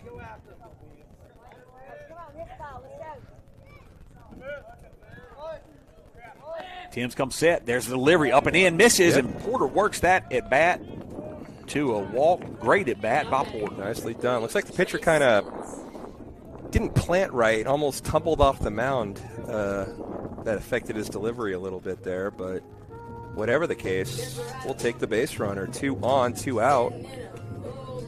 Trey Schmidt's up. So 9-hole hitting left fielder Trey Schmidt's up at the plate with J.C. Gerard standing on deck. Find a way to get on for us, Trace. And Coach Bianco is going to come out and visit with Timms now. Oh, yeah. This is suddenly a pretty big moment. Timms on the afternoon has, as we get into early evening, has thrown 52 pitches. He's given up 4 hits and 3 runs. All 3 of those runs are earned. So he's had a good outing. Yes. As the right-handed pitcher for the Raiders. He's worked 3 2/3. But Smith needs to find a way right here to get on base. Well, Mustangs have been doing a pretty good job of getting hits and getting runners on base. It's only been that second inning where they were able to string them together like this, but a wonderful opportunity. First pitch is a called strike for strike 1. That pitch was very similar to the location that they did not get the call on Porter for out number 3. So Schmitz is down 0-1 in the count. Here comes 0-1 pitching. It's a chopper. Pitcher's going to have to make a good play. He catches it. He throws it to first, and they do just that. Dang. So Timms fields his position well. Almost slipped when he picked it up. Schmidt's not able to outrun the throw, and the Mustangs go down. There were no runs on no hits. There were 2 men left on base. No errors there was 1 error by the Raiders. We're going to head to the top of the 5th. Mustangs trail 6-3 when we come back.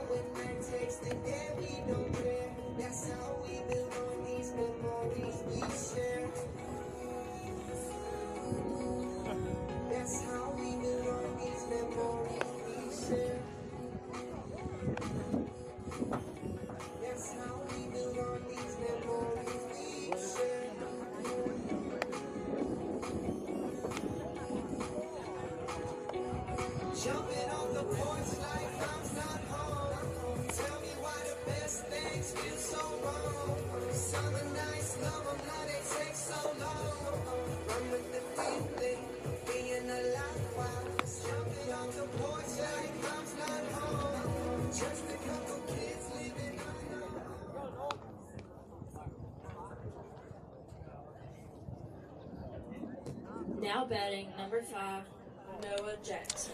So Noah Jackson, the center fielding 2-hole hitter for the Raiders, will lead off the inning for them. This is the top of the 5th inning. This non-conference action for the Mustangs. Noah Jackson reached on a single. He is going to line one down the left field line, and that is fair. That's going to go all the way to the corner. Jackson rounds first. He's going to stand up into second with a double as it gets away from Sanford, but Flowers will get over there and pick it up in the dirt, and the Raiders have a man on second with nobody out. What a good swing on it. Was out early, but able to just keep that fair. It looked like that could have hit the line. You guys probably had a better view of that from the camera than I did. I think it did hit the line, yeah, but it was on the line. So anyway, Maddox is up to the plate, and he is going to be intentionally walked by the Mustangs. They're going to put him on with nobody out. They're going to put 2 men on base, and now that'll bring up Hathcock. He's going to intentionally walk him here, too, so that Porter gets in his comfort zone. His comfort zone.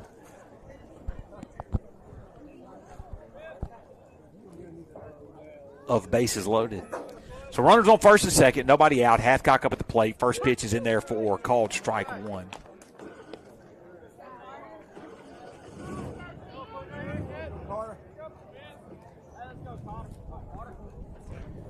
Oh, 1 now, the count to Hathcock. Breaking ball in there, called strike 2. Good pitch right there. Lefty on lefty matchup. Could have been another reason why Coach Branch, and I know that Maddox has big power, but why Coach Branch chose to put him on with no outs here, down 3 in the 5th inning. Lefty on lefty. Here comes the 0-2 pitch. Breaking ball, called strike 3 to Hathcock. What a pitching performance right there by Porter. Just an unreal sequence. Now batting number 2. He saw 3 breaking balls, never swung at him, froze him all 3 times. Good job by Porter. Gage Griffin, the first baseman, reached on the fielder's choice, flew out to Dane Sanford, and then grounded out to Porter, his last at bat. Runners on first and second, 1 out. Ground ball towards Sanford. He gloves it. He's going to throw to third, and that out is made. What a play by Sanford and Valente to get the lead runner at third base, as that was really the only play he had ranging that way. For Dane to assess the situation so quickly while running for the ball, and for Valente to be there in the right spot ready for it if that's where Dane decided to go with it, that took great communication. You got to work on that. You got to know what the other person's doing to even think that that's a play. Outstanding job by the Mustangs. The rare 6-5 put out brings up Jace West, and a first pitch breaking ball by Porter in there for strike 1. So Noah Jackson doubled down the line. Then we intentionally walked Hudson Maddox. Since then, we've got a strikeout and a 6-5 put out. Breaking ball, backdoor misses. 6'5" sounds like a mistake. 6'5", but it's correct. I know it is, but it's one of those things where when you hear it, you're like, that can't be right. That never happens. Yeah. All right, so here's the 1-1 pitch. Breaking ball misses up in the zone again for ball 2, so now 2-1. Porter's up to 58 pitches on the afternoon. Don't know how much juice he has left in the tank. He is a regular JV pitcher for us and has come in big spots for the varsity team this year. Here comes the 2-1 pitch, and it's a fastball that misses down for ball 3. So a hitter's count now for Jace West, the designated hitter who is singled, been hit by a pitch, and grounded out to Aiden Valente at third base. Breaking ball drops right in there for strike 2, so now a full count. Runners should be moving. We'll see if they do. The last time a full count, runners were on base, the runners didn't move. Probably a mistake, not situationally aware. And they do take off, and that's going to be a walk by Porter. And the bases are now loaded. Now batting number 8, Logan. So Hudson Maddox stands on third. Gage Griffin, who grounded into a 6'5" fielder's choice, stands on second. And Jace West is on first. Nowhere to put Logan Pratt, the right fielder, who is 2 for 2 with 2 singles and a walk. And now Coach Branch is going to step out and go visit with his freshman pitcher. So this is a familiar sight for Porter on the evening. The base is loaded, but has able to strike them out. However, he won't get the opportunity as that's it for Porter. Porter is going to walk off, and Valente is going to step on the mound, and now Drew Lamb will enter at third base. So Lamb will be at third. Dane Sanford at short. Porter is out of the game now. See exactly how this works, as Lamb was the designated hitter. Would that just mean we sacrifice the DH? You could give it up at any point, at least in the old NL, right? So Porter exits. Porter was hitting in that 8-hole merry-go-round. That was Perry Smith's spot to start the game. Drew Lamb enters at third. I'm not sure that this is possible. And I hate to say that because substitution rules are quirky. But Lamb has to enter for Matthew Ryan. Porter would have to go to center field. And I think Porter exited the field. But I believe Matthew Ryan Smith has to come off the field. Maybe he did and I didn't see it. But I believe that is correct.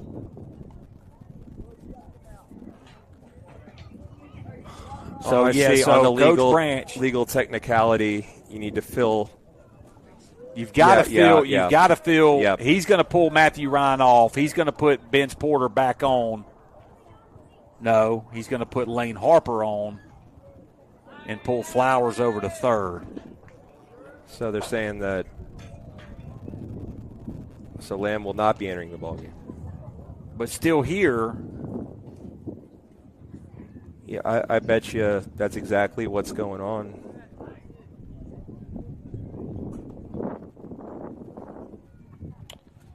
We'll see what this looks like. Harper still would have to enter. I'm not sure that that's correct either. Because Harper would have to enter, or Drew Lamb can't enter because he's the DH. Harper is entering in that merry-go-round 6-hole. So Lamb will stay on as the designated hitter. Elliott Flowers will move over to third base. And Harper will move over to second. So your infield just got shaken up a little bit here with the 1-0 count. But Lamb will stay in as the DH. So that's how that works. So if he would have entered, Ben's Porter would have had to go on to center field and taken Matthew Ryan Smith out. If you followed any of that at home, I hope we made sense of it. Hope you just zoned out and started thinking about 80s NL ball. So Logan Pratt Has a 1-0 count. Valente up to pitch to him here in the 5th inning. Vince Porter gave a gutsy effort. Sure did. Here comes the windup and the delivery and a foul ball for strike one. 1-1 is now the count. You got to give it to Porter for keeping the Mustangs in this game. He threw up 2 or 1 1/3 or 1 2/3 scoreless innings, but he has left the bases loaded here in the 5th. Maybe 2 2/3. I'd have to go back and check. Here comes the 1-1 pitch from Valente, and that is a ball that misses down for ball number 2. So 2-1 now your count.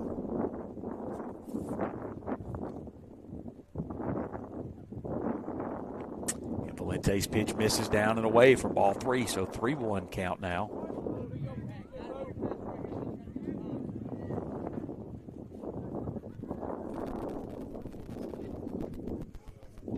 And here comes the hitter's pitch. Misses away, and a run is walked in. As now the Kirk Academy Raiders extend their lead to 7-3. Now batting number 12, Aiden Noah. That'll bring up Aiden Noah, the catcher. He was hit by a pitch, he struck out, and he walked. In this inning, we have double intentional walk, strikeout, fielder's choice, 6-5, walk. Here comes the first pitch to Aiden Noah. And it's a fastball right down the middle, but must have been a little bit low for ball 1. So Valente having a hard time finding the zone here. Comes in a tough spot with the bases loaded. That seems like where we enter every pitcher, doesn't it? For real. Aiden on Aiden action here. Foul ball over the net at first base. Fouled away. Umpire's going to go ask for a few baseballs here. And a 1-1 count. Got a Highlander situation going on. Did we just get a Highlander reference? There can only be one Aiden. I never watched Highlander. You're not missing much. 1-1 pitch. Fouled off on the hands for strike 2. Boy, do I wish, and I don't want to throw it away, but do I wish we would try a backdoor pick on Gage Griffin out there at second base right now, because he is standing behind the umpire. He's by the umpire, right. Pitch thrown. 1-2 pitch. Swing and a miss, and Valente gets out of it and limits the damage to only 1 run. But 1 run on 1 hit. There were 3 men left on base. There were no errors by the Mustangs. We're down 4 again. Got to get the bats going, Mr. B. 1, 2, 3, due up.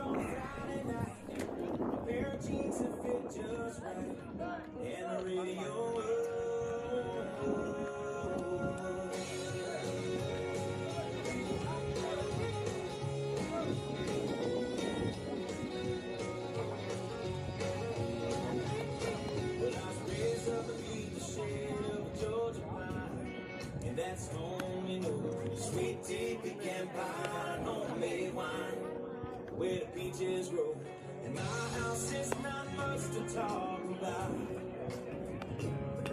but it's filled with love is grown in southern ground, and a little bit of chicken fried. No beer on Friday night, a pair of jeans that fit just right, and the radio up, but I see sunrise, see the love in my woman's eyes.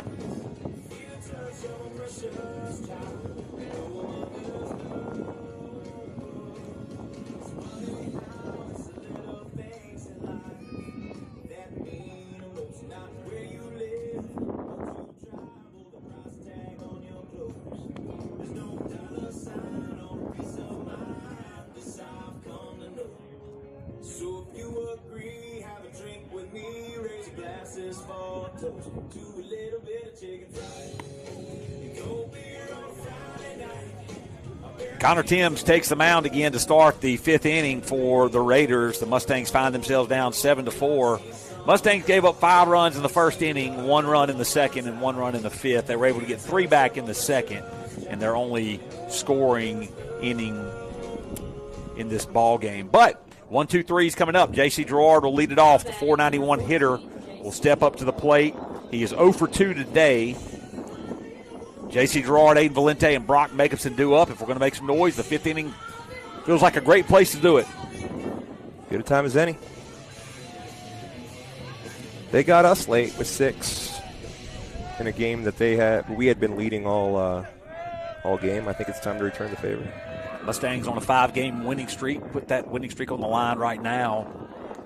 Down to 9 outs. Need to get something going. A backdoor breaking ball in there for strike 1 is the call on Gerard. So here comes the 0-1 pitch, and it is outside for ball 1. Tried the same pitch and missed.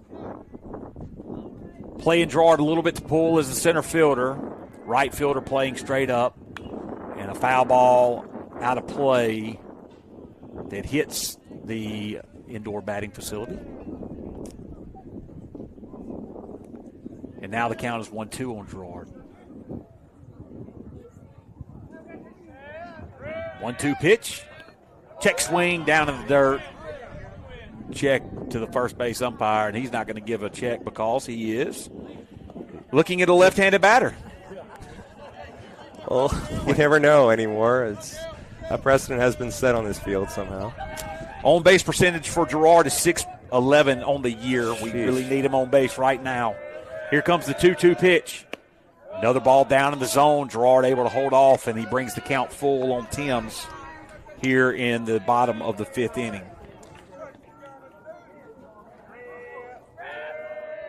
Here's the full count pitch, and it's a ground ball towards shortstop Maddox. He backhands it. He throws it over to first, and that throw was on the money for out number 1. So Gerard grounds out 6-3 to start out the inning, and that'll bring up Aiden Valente, who has grounded out on the infield twice in this game.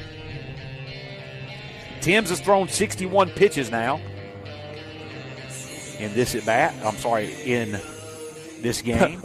That would have been an at-bat for the ages, would it not have, Mr. Burnett? Theoretically, we could see one. I hope not. Valente against Timms. He's a first pitch breaking ball for strike 1. Valente grounded out to the first baseman who underhanded it to the pitcher in the first.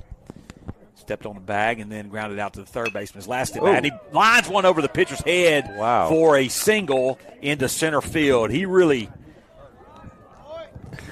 got a hold of that one. Kind of changed directions, as it almost like used the pitcher's shoulder as a ramp there or something. I don't know what happened. I tell you, the ball was trailing off his bat left to right, and the pitcher was defensive and was late getting his glove up.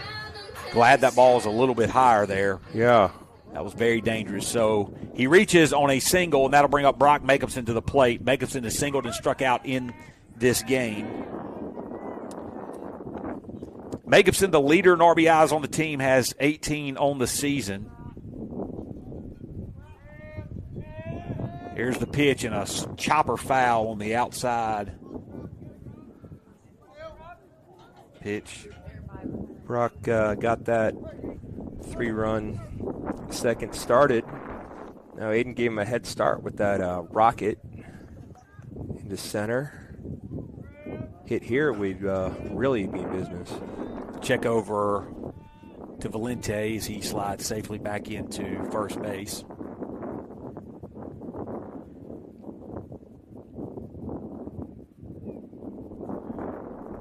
One to Jacobson is a breaking ball that drops in the zone for strike 2. So now Jacobson down in the count.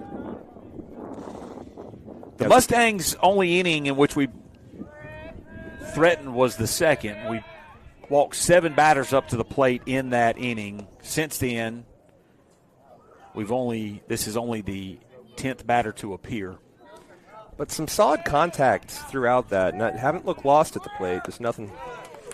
Jacobson swing and a miss for strike 3, and they throw down, I believe the ball got Valente. That got Aiden, yeah.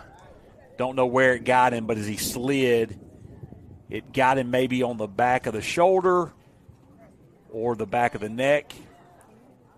But he's going to stand up here. That's a good sign. And the strikeout by Jacobson swinging.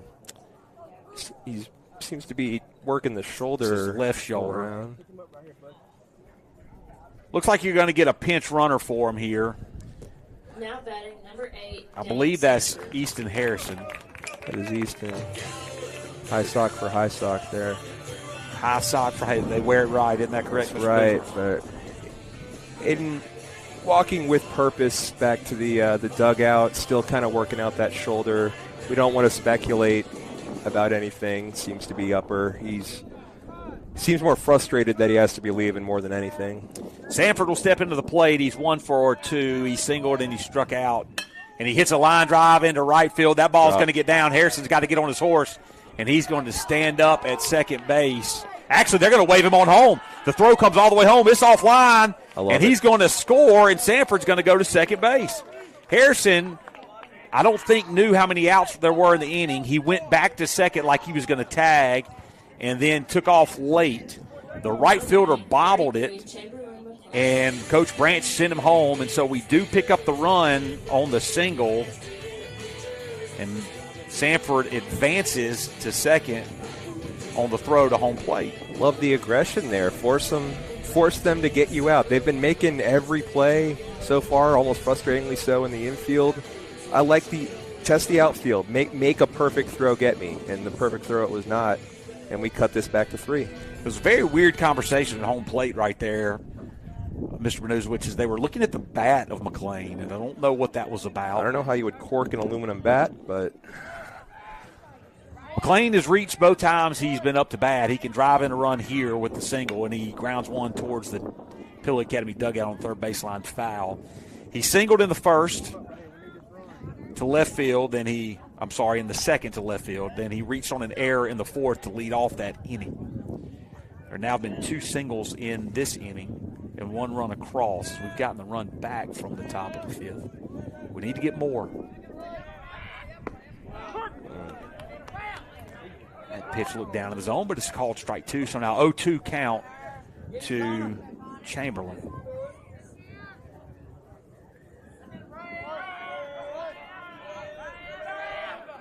Pitch and a check swing. It's going to get out in front of the plate. The catcher throws it over to first, and he makes a good throw.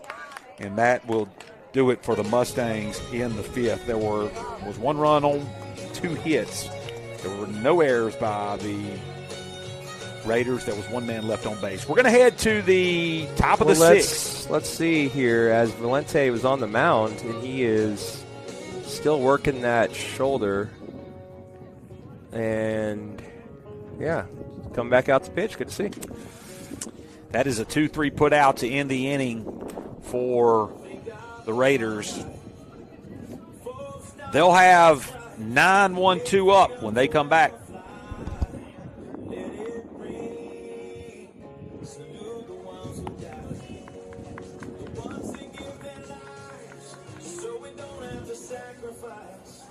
All the things we love, like our chicken and cold beer on a Friday night, a pair of jeans that fit just right, and the radio. I like to see the sunrise, see the love in my woman's eyes, feel the touch of a precious child, and know a mother's love is a little chicken fried, and cold beer on a Friday night. A pair of jeans that fit just right, and the radio.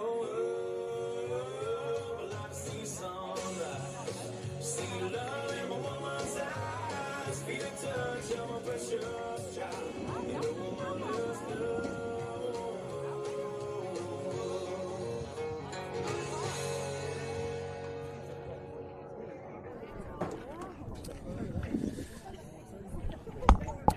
So Valente back out to pitch. Good to see as when stealing second base, the throw came in and hit him somewhere. Mitchell Madden, the 9-hole hitter, is up for Kirk Academy, and here comes the first pitch from Valente, and it is down in the zone for ball 1. Number 9, the left fielder, is 0 for 2 on the evening. He flew out to left field, struck out, and then he was hit by a pitch. Sees a break. Ooh, a fastball down in the zone called strike 1. The umpire's zone here late is starting to expand just a little bit. I'd say it's 1-1, how we got there. I don't know. Ground ball back towards Valente. He gloves it. He's going to run towards first. He's going to underhand it to Gerard for the easy out. And a nice first out of the inning for the Mustangs. Easy outs are good outs. Easy outs are good outs. Well, after the high drama we've seen pretty much every inning waiting on that third out, I'd like to see these some nice little underhand tosses and not big moment strikeouts. Anthony Carollo, who struck out twice, singled and walked, is up at the plate. Sees a breaking ball that misses inside for ball one. Easy outs or good outs is going to be a sign that we're going to make, and we're going to put it right behind us on this plywood wall up here in the press box, Mr. B. Right over where it says Drew L. 1-0 pitch to Carollo is a ground ball towards third baseman Elliott Flowers. He comes up and he makes the throw. Nice stretch by J.C. Gerard for the out. And they get the speedy Carollo for the second out of the inning. Number 5, Noah Jackson. But, this is great. 2 outs this way instead of waiting on every pitch with the bases loaded. Time and place for that. We've been doing that a little too much today. Nice shutdown inning to get the bats back up and finish this comeback we got going. 6 things where they got us last time we played them. I think it's our time now. Noah Jackson grounds one towards second baseman Harper, who doesn't see it, and he picks it up, and it's not in time, and I don't know where he was going.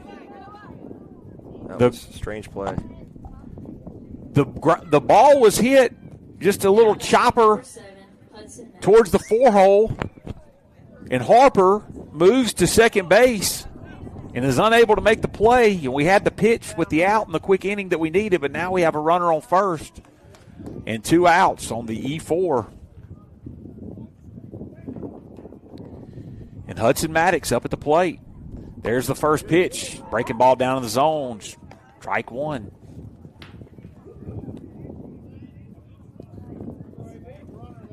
You see pop flies and people getting disoriented in the lights, in the sky, in the sun. Sidearm delivery on a fastball misses, but you don't see it on a ground ball ever? No, it's as if he was going to cover the bag and not field the ball. I don't know. That was...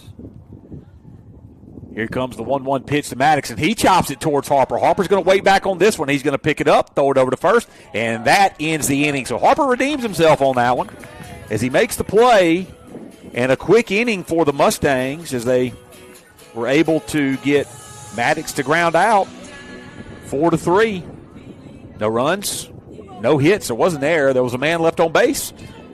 Head to the bottom of the 6th when we come back.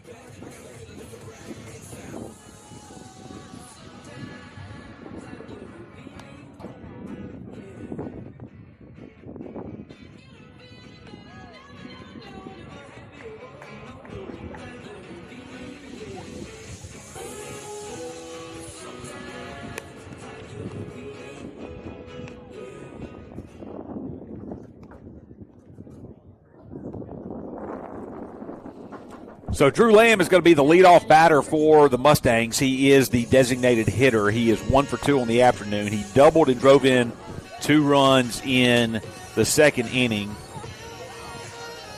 He would eventually come around to score. And then he flew out on a hard hit ball to center field in the 4th. So he's made really solid contact. Sure has. And there is a bat discussion. I don't know what the bat discussion is. It was something from the Kirk dugout. I'll have to find that out after the game. We'll report back to you on our next broadcast. So Lamb steps in.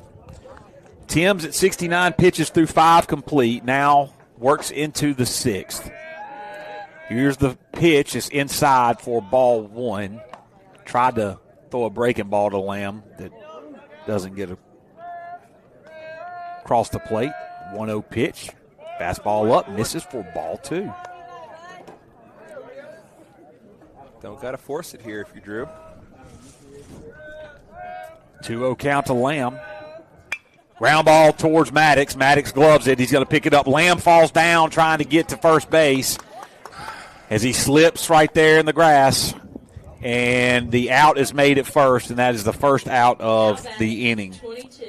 So Maddox has played a little bit more of a solid shortstop than he did in the last time we played him.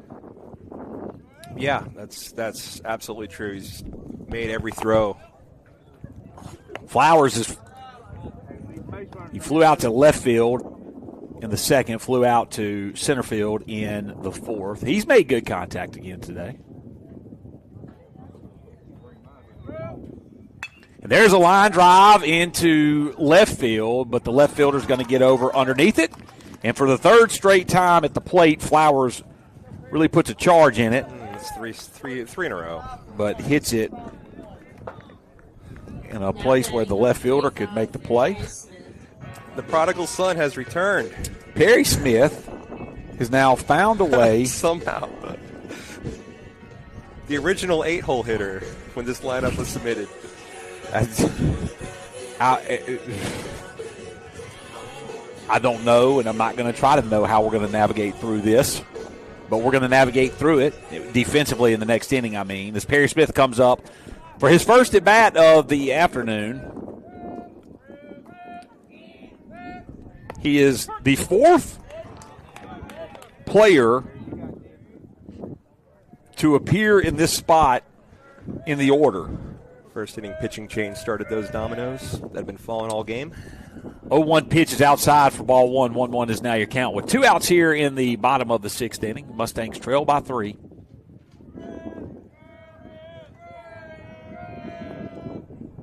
Swing and a miss for strike 2.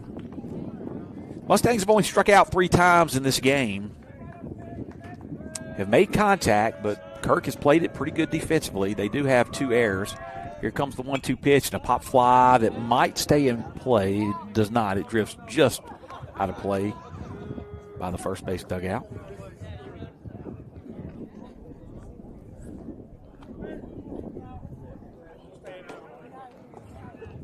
Yeah, real credit to the defense. A lot of hard hit balls into the outfield. Everyone's making the plays they need to make. 1-2 offering again is high for ball 2. 2-2 now your count.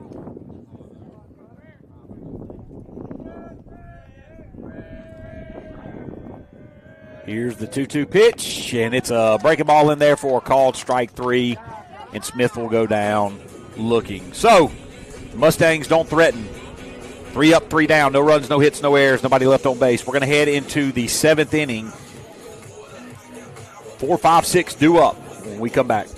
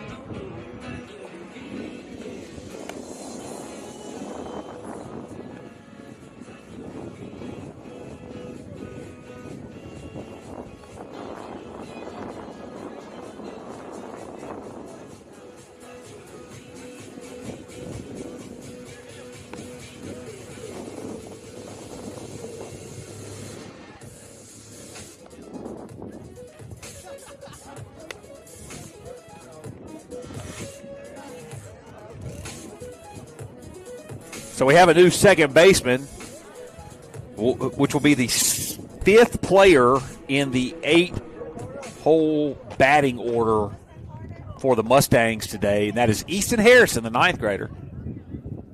10th grader.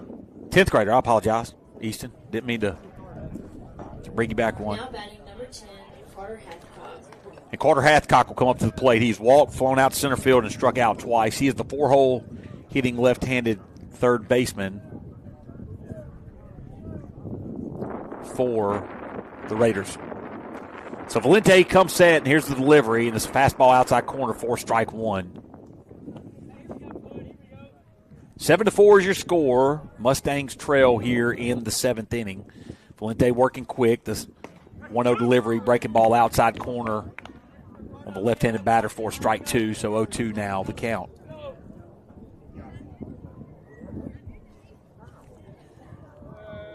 Oh-2 delivery, sidearm pitch, fly ball towards the shed, and the cookout shed down the left field line goes under the tree and under some trucks out there parked on the levee. I swear it gets brighter and brighter every time. It does. There's more lights every single game. So here comes the 0-2 pitch again. Valente over the top, misses up and away for ball two, so 1-2 is now your count.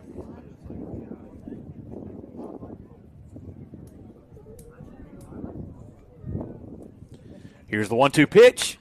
Line drive into left field. That's going to get down in front of Schmitz, and that's going to be a leadoff single by Hathcock in his first hit of the game. Now batting number 2. And that'll be the 8th hit of the game for the Kirk Academy Raiders, and that'll bring up first baseman Gage Griffin. He is 0 for 4 on the afternoon. Ground ball, third base, moves past Flowers for foul ball. Mustangs, after the first inning, are beating the Raiders 4-2. Pretty deadlocked. You know, they got a few more hits than us. We got the one more error. You kind of feel like we're still kind of right there. Stop them here. Hadn't been able to break through offensively. Just hold them here one more inning and see what happens. Feel like this is still within reach. Easily. As long as Valente keeps pounding in strikes like that. 1-2 is now the count on Gage Griffin. Valente comes set. And a fly ball into right field. Chamberlain McLean looks to settle underneath it. He does. He makes the play easily. Gets it into a second baseman, and that's the first out of the inning. Good play there. First step back, like they tell you. Now batting Reacting to it. 13, He's been well positioned pretty much all game because you really see his movement with the dirt patch out there. The dirt patch. Jace West, the designated hitter, is singled, hit by a pitch.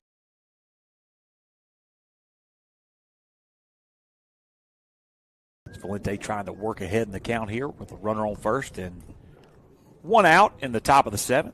Working quick is the pitch and a swing and a miss by Jace West for strike two. So Valente now third consecutive batter. He's got an 0-2 count.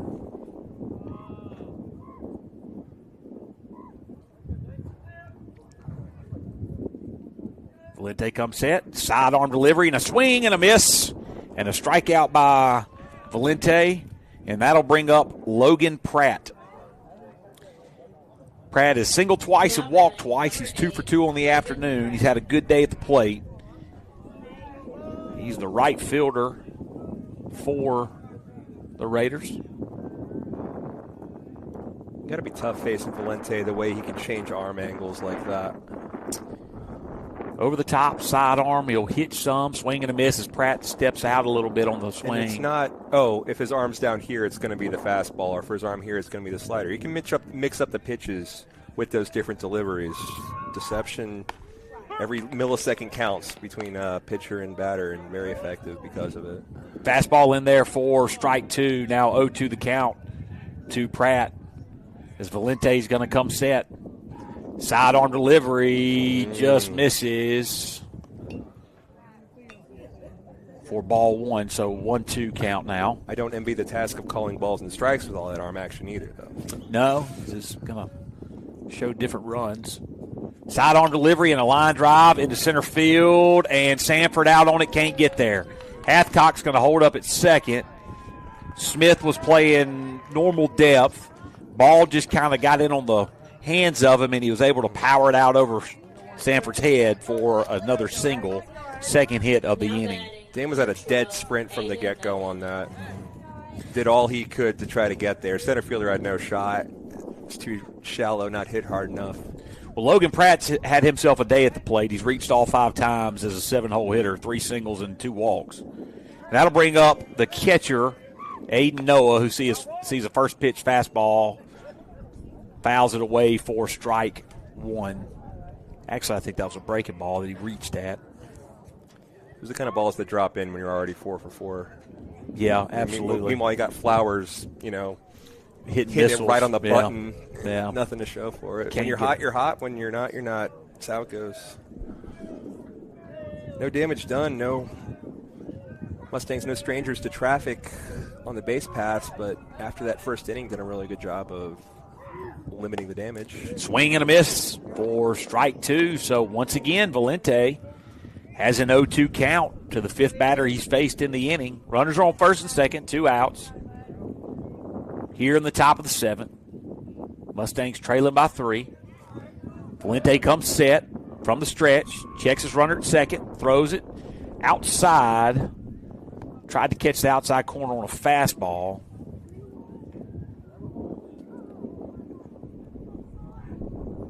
I like it. If you're going to miss, you miss out there. It's harmless. 1-2 pitch is off speed. That's drilled into center field, and that could be trouble. Matthew Ryan Smith on the run, and it bounces off his glove. He gloved it, and he couldn't come up with it. 2 runs are going to score on the error by the center fielder. And that will extend the lead to 9-4 for the Raiders. Mitchell Madden. As the 9-hole hitter, Mitchell Madden, will come up. He is 0 for 3 and hit by a pitch in this game. It looked like trouble off the bat, but it hung up there a little bit longer than I expected, Mr. Benizwitz. I didn't expect either people running at that to get there, to be honest, the way that left the bat. Ground ball towards third baseman Elliott Flowers is actually snagged by the coach for Kirk Academy.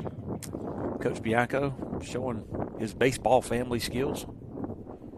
He said, "Get out of my face right there, foul ball."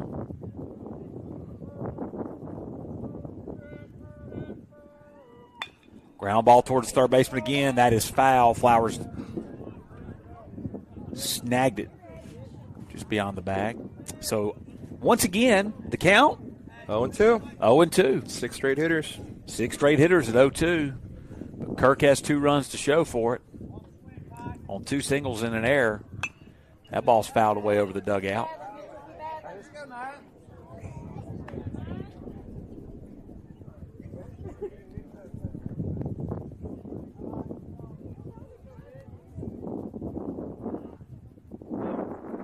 And a swing and a miss and a strike 3.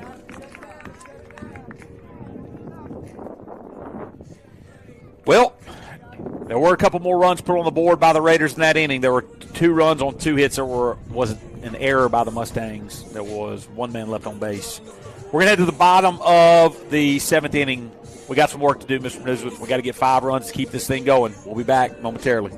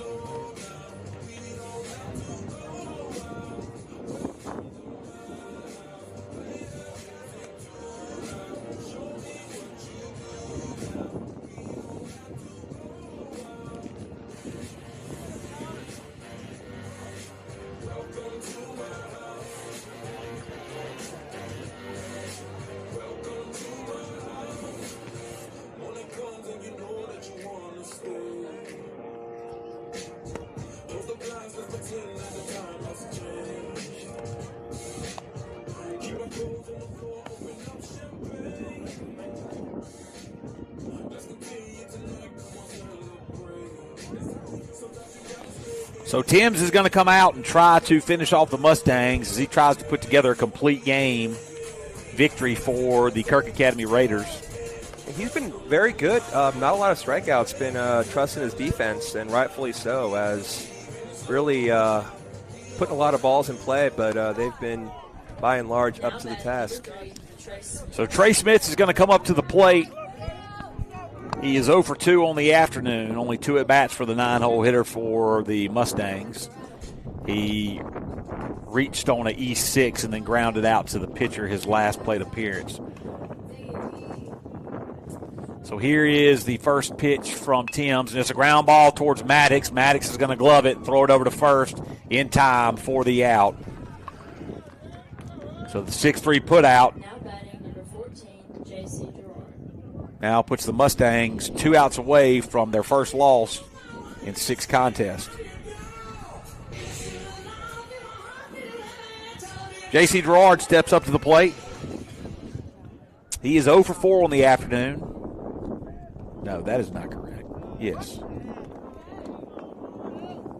He's 0 for 3 on the afternoon. Strike one. Well, he hits a hard hit ball into left center field, and the left fielder, it gets over his head. J.C. Gerard is going to walk into second base, and he has a stand-up double for the Mustangs here with 1 out. Couldn't even get the words. You don't see someone hit 500 with a 611 on base percentage with an offer very often. No longer an offer with a double over the left fielder's head.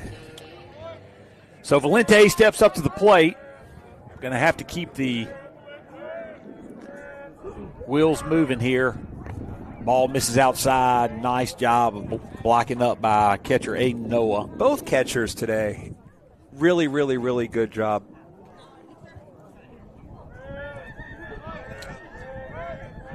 Here's the 1-0 pitch. Is a breaking ball in there for strike one. 1-1 now your count.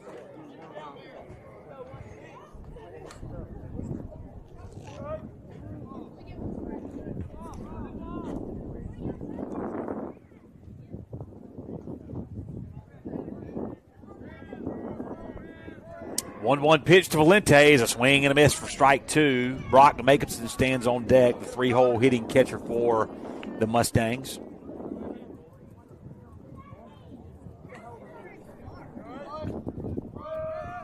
1-2 pitch is a chopper towards Maddox. Maddox gloves it, picks it up, throws it in time for the second out of the inning. And Now batting number 7, Mr. Bernuzowitz, Brock Nicholson. he's been good today. He's been very good today. It's, I think, 6 or 7, not that I'm counting, balls hit his way that he has fielded very cleanly every time. Certainly not the case at Kirk. Was hoping 1 or 2 of those would sail. Nicely done to the Rebel. Swing and a miss by Jacobson on the first pitch on an outside fastball for strike 1. Jacobson has struck out twice today. He did single his first at bat. Runner stands on third. Mustangs trail by 5. 2 outs here in the 7th. There's a ground ball third base side that misses Gerard just by an inch. That could have been trouble. If it would have hit Gerard, that could have been the third out of the inning, and that would have ended the game.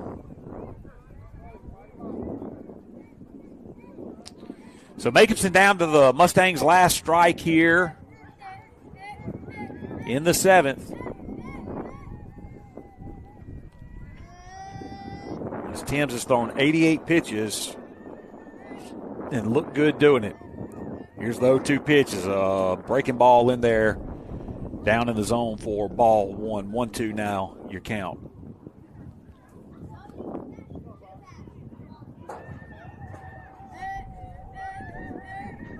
One-two pitch to Jacobson. Swing and a miss, and that is going to do it for the Mustangs here tonight. So as the saying goes, that is baseball, and that's the way this game kind of felt, Mr. Bernuzowitz. It did. Opportunities could have been there. Little self-inflicted wounds mixed in to boot with the 4 errors. So they've gotten used to winning. haven't lost in a while, and even throughout those wins, there's had room for improvement. Certainly room for improvement here. So look for them to make those adjustments, get kind of their minds right, kind of down at the coast as we head into to conference play, so that maybe get fully fine-tuned, so that when it really matters, when we get back conference play, we're at our tip-top shape. The Raiders have 9 runs on 9 hits. They did commit 2 errors. The Mustangs had 4 runs on 7 hits. They committed 4 errors on the game. The difference was the first inning, and that was the only difference. 5 runs scored in the first inning by the Raiders. The first inning, there were 5 hits. There was a fielder's choice. There was a walk, a hit batter. And those 5 runs that crossed the plate put the Mustangs in a hole early on that we were never able to climb out of. And so, with that being said, though, that is baseball. That is baseball. And we play again on Monday. We've got 2 varsity games on Monday. We start at 12 o'clock, I believe, or 12:30. Or somewhere in there. We're going to play North Delta from Batesville. We're going to play them in the early game, and then we follow that up. Right behind them will be the Park Lane Pioneers, the 6A school from down in Macomb. And we play Tuesday against Canton, JV varsity, and then Ingomar on Wednesday, JV and varsity as well. So we look forward to all the action down on the coast. For those of you that will not be there with us, please join in the live stream broadcast, as me and John will be live streaming every game. Yes, sir. All right, so we head on to Biloxi. Mustangs will go to Biloxi with a record of